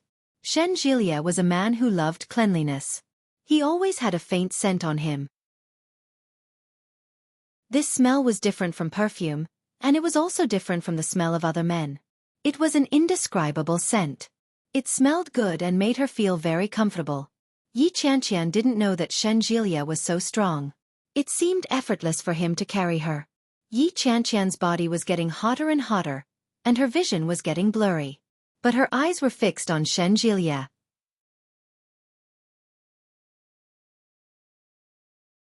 Chapter 16:15. Yi Qianqian was speechless. Sure enough, everything beautiful was just an illusion. Yi Qianqian wore a look of disdain when she heard that. Soon, he closed his eyes and breathed evenly. After Shenjilia said that, he didn't dare to look down. The elevator had just reached the first floor, and Yi Qianqian had already fallen asleep? Shenjilia was amused and disappointed at the same time. Shenjilia didn't know what kind of complicated emotions he was feeling. As he held her, he felt that the woman in his arms was incredibly light. He weighed it and estimated that it was less than 50 kilograms. As the saying goes, those who weigh less than 100 pounds are either flat-chested or short.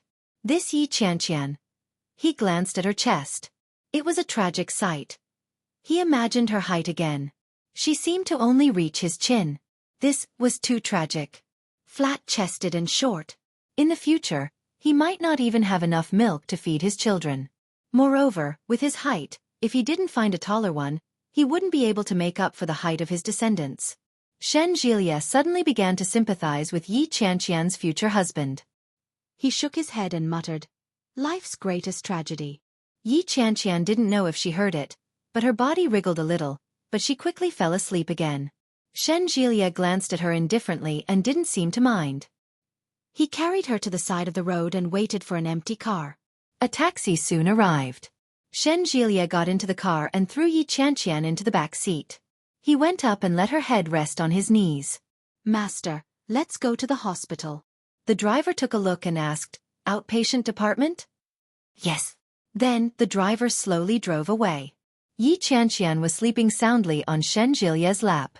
The more he rubbed his head against the wall, the hotter his body became. Yi Qianqian could clearly feel that her body was burning terribly, and it was getting colder and colder. Shenjilia looked at her and said, "Sir, please turn off the air conditioner. She's running a fever." The driver took a look and switched off the air conditioner. "Aren't you hot? You're sweating." Shenjilia was indeed feeling hot. He glanced at the time and saw that it was already noon, the time when the sun was at its strongest. "It's okay. Drive faster, thank you." Yi Qianqian was oblivious to it. She hugged his waist and nuzzled her face closer and closer to him. Shenjilia shifted his body uncomfortably and reached out to cover her face to prevent her from going any further. The driver snickered and said, "Girlfriend?" "No, a friend." "Oh." The driver understood. He glanced at the rearview mirror and said with a faint smile, "Then you're really nice to your friend." There was a deeper meaning to her words. Shenjilia looked out the window and pretended not to understand. The taxi suddenly braked. Both of them, who were in the back seat, were caught off guard, and their bodies lurched forward. Shenjilia's first reaction was to cry out in surprise. He reached out and held Yi Qianqian's head to protect it. The car quickly came to a stop. The driver rolled down the window and cursed, "Are you blind? Do you want to die?" Yi Qianqian had also woken up. She turned her head to look at Shenjilia. However, when he turned his head, he suddenly realized what he was using as a pillow. Yi Qianqian was taken aback and blinked her eyes. He immediately turned around and sat up saying, "Have we arrived?" "Soon," the driver replied. "School is over at this time, so there's a little traffic jam. We'll be fine once we pass this section."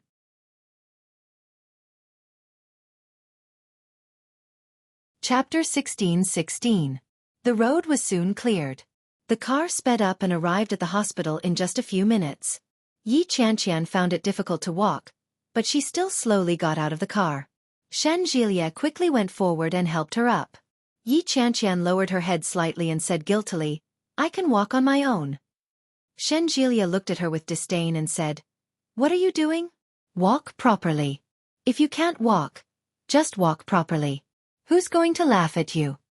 As he spoke, he pulled Yi Qianqian into his arms and said, "I'll help you walk." Yi Qianqian felt as if the world was spinning around her as her body was being hugged tightly.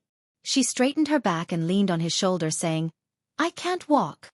Shen Jilie had already anticipated this. He half carried and half supported her as they walked into the hospital.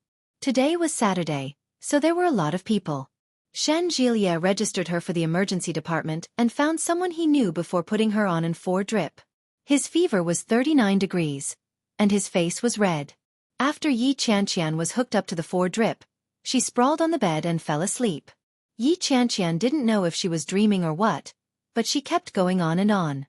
Her brows were tightly furrowed, and she was muttering something that no one knew what she was saying. Yi Qianqian wasn't the only one in the temporary ward. The commotion attracted the attention of others.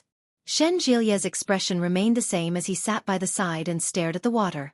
When it was almost empty, he asked the nurse to come in and replace it. 2 hours had passed after 3 to 4 packs of water.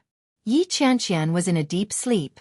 It was as if she didn't know the difference between day and night. He didn't sleep soundly. Instead, it was obvious that he had been plagued by nightmares. After removing the needle, Shen Jilie didn't bother shaking Yi Qianqian awake. Instead, he carried her in his arms.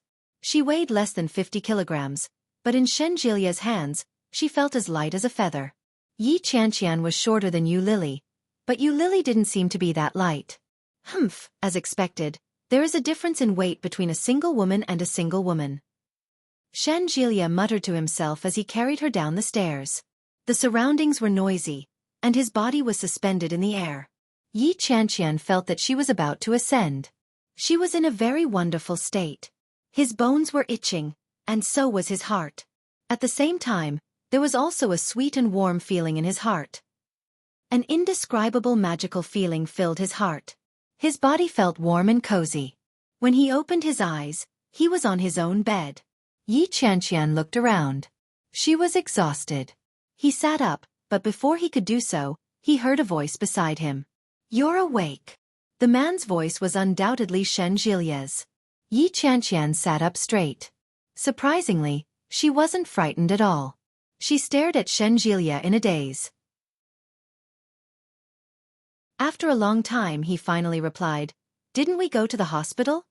Why was he at home now? You're sleeping like a pig.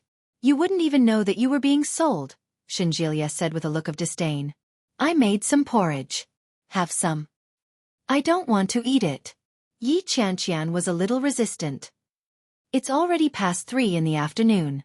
If I don't eat now, I'm going to become an immortal." Shen Jilie closed the book in his hand and stood up. "Go wash your face. It's covered in saliva. It's so dirty."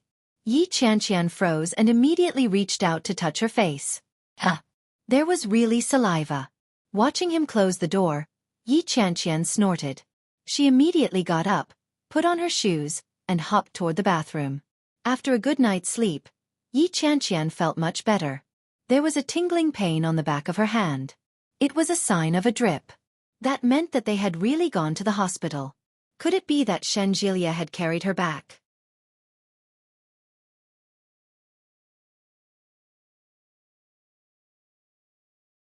Chapter 16:17. Yi Qianqian brushed her teeth and washed her face. His mood was inexplicably in a mess. Strangely, it wasn't good, but it wasn't bad either. When she walked out, Shen Jilie was sitting on the sofa playing with his phone. When he saw her come out, he turned off his phone and stood up. The moment Yi Qianqian saw him, she immediately thought that he was the one who had carried her back from the hospital. Her heart throbbed. Yi Qianqian didn't dare to look at him. She shifted her gaze to the dining table. There were 2 bowls on the table, and on top of them was a bowl of smoky porridge. It looked, smelled, and tasted delicious. Although Shen Jilia's culinary skills weren't as good as Yu Lily's, there was no doubt that he was better than other men. Yi Qianqian sat down on a chair.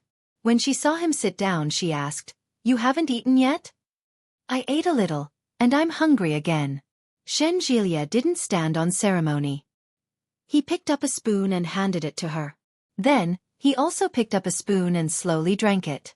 The porridge was very hot. Yi Qianqian was sweating profusely after eating less than half a bowl. She fanned herself with her hand and said, "It's such a hot day. Turn on the air conditioner." When she looked up, Shen Jilia was also sweating profusely. When she heard that, she rejected him and said bluntly, "No. F***CK. You look very hot. Be careful not to get a heat stroke." Shen Jilia looked at her with disdain and said, "Do you think everyone is like you? You must have run a fever because the air conditioner was too low last night." Yi Qianqian was angry and said, "If it weren't for you, would I be in this state now?" Hey, can you be a little more reasonable? Why are you blaming me for everything? Did I make you catch a cold? Yes. Yi Qianqian said matter-of-factly. Who asked you to criticize me last night? I left my towel and hairdryer outside. I didn't want to see you, so I didn't blow dry. Shen Jilia was baffled and said, "So, you caught a cold because you didn't blow dry your hair last night?" Nonsense. Yi Qianqian said angrily. It was all because of you. Shen Jilia was skeptical when he heard that. However, he was not convinced on the surface. He said, "You blame everything on me. You have hands and feet. What's wrong with coming out to get a towel? It's your good fortune to show me such a handsome face. Bah! Whoever wants to look can look. I'm bored to death. Moreover, no, handsome." Shen Jilia replied, "My heart aches that you've gone blind at such a young age." Yi Qianqian was so angry that smoke was coming out of her mouth. She retorted, "F***CK your blindness. I'm worried that your future girlfriend will be blind to fall for a guy like you." When Shen Jilia saw how angry she was, he didn't care that he was being scolded. Instead, he said proudly, "It doesn't matter. If I can't find a girlfriend, I'll just find a boyfriend."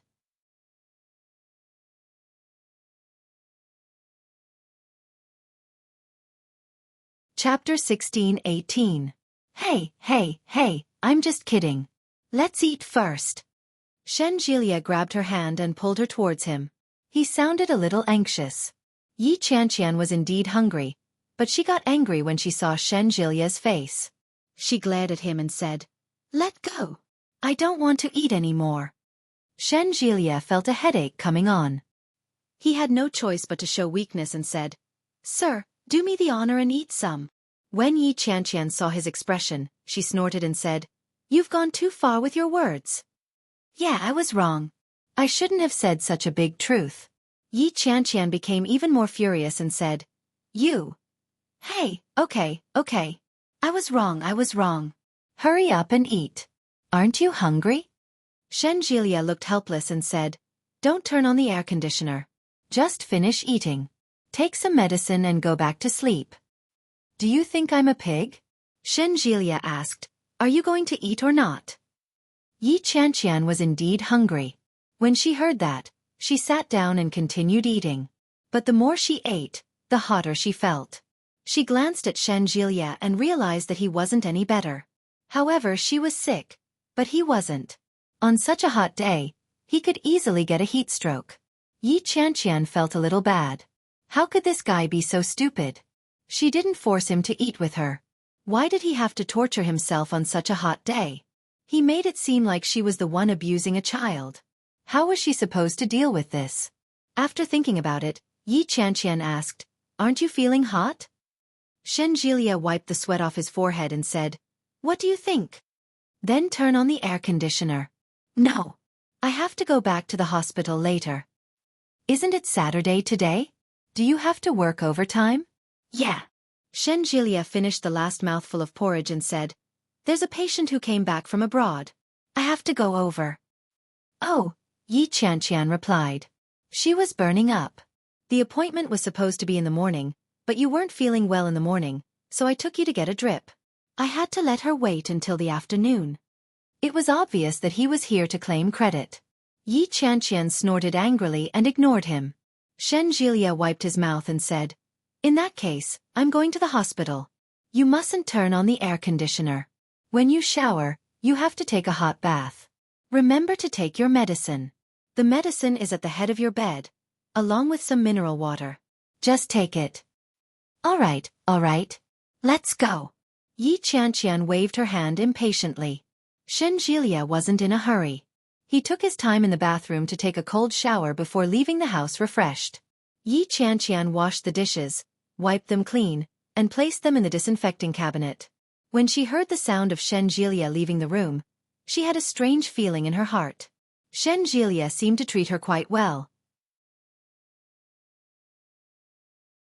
Although sometimes he was as annoying as an old mother, he still cared about her. It was just that his mouth was too cheap. She walked into the room and saw the mineral water and medicine that Shen Jilia had mentioned. "What are you going to do?" After taking the medicine, Yi Qianqian took a shower and soon began to feel sleepy. She fell onto the bed, and suddenly, she thought of something. He got up and called his sister. Yi Yuyu was a little busy that day. When she received Yi Qianqian's call, she was cooking. Li Jinan was sitting on the sofa. When he saw that it was Yi Qianqian, he called out, "It's Yi Qianqian."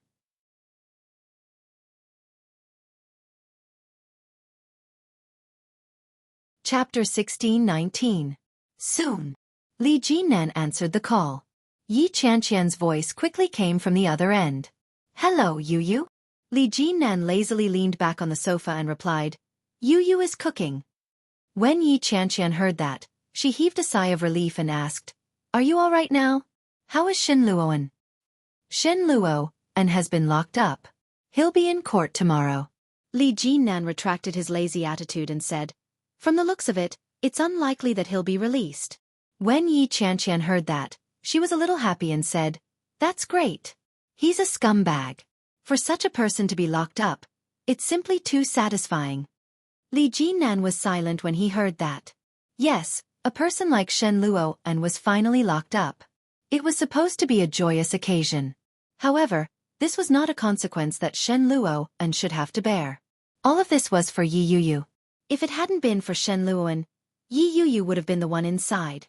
Yi Qianqian didn't notice anything amiss with Li Jinan at all. She continued, "This man doesn't have the slightest sense of responsibility. Regardless of whether it's toward our Yuyu, Shen Manting, or that deadbeat *tch. He doesn't have the slightest intention of taking responsibility. It's a good thing that scum is locked up. But, why is he locked up?"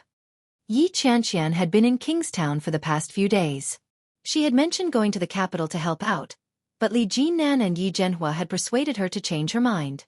Indeed, Li Jinan lived up to everyone's expectations and rescued Yi Yuyu. But how did Shen Luoan end up being locked up for no reason? Moreover, judging from Shen Jilia's expression, he didn't seem to know either. "He turned himself in," Li Jinan said. "He told the police that he was the one who killed Guan Kui. All the evidence corroborated that. He was only taken into custody yesterday. Yuyu was only released yesterday as well." As Li Jinan spoke, he slowed down and said, "There will be a turn for the better." He couldn't let Shen Luoan go to jail. Shen Luoan had nothing to do with this incident.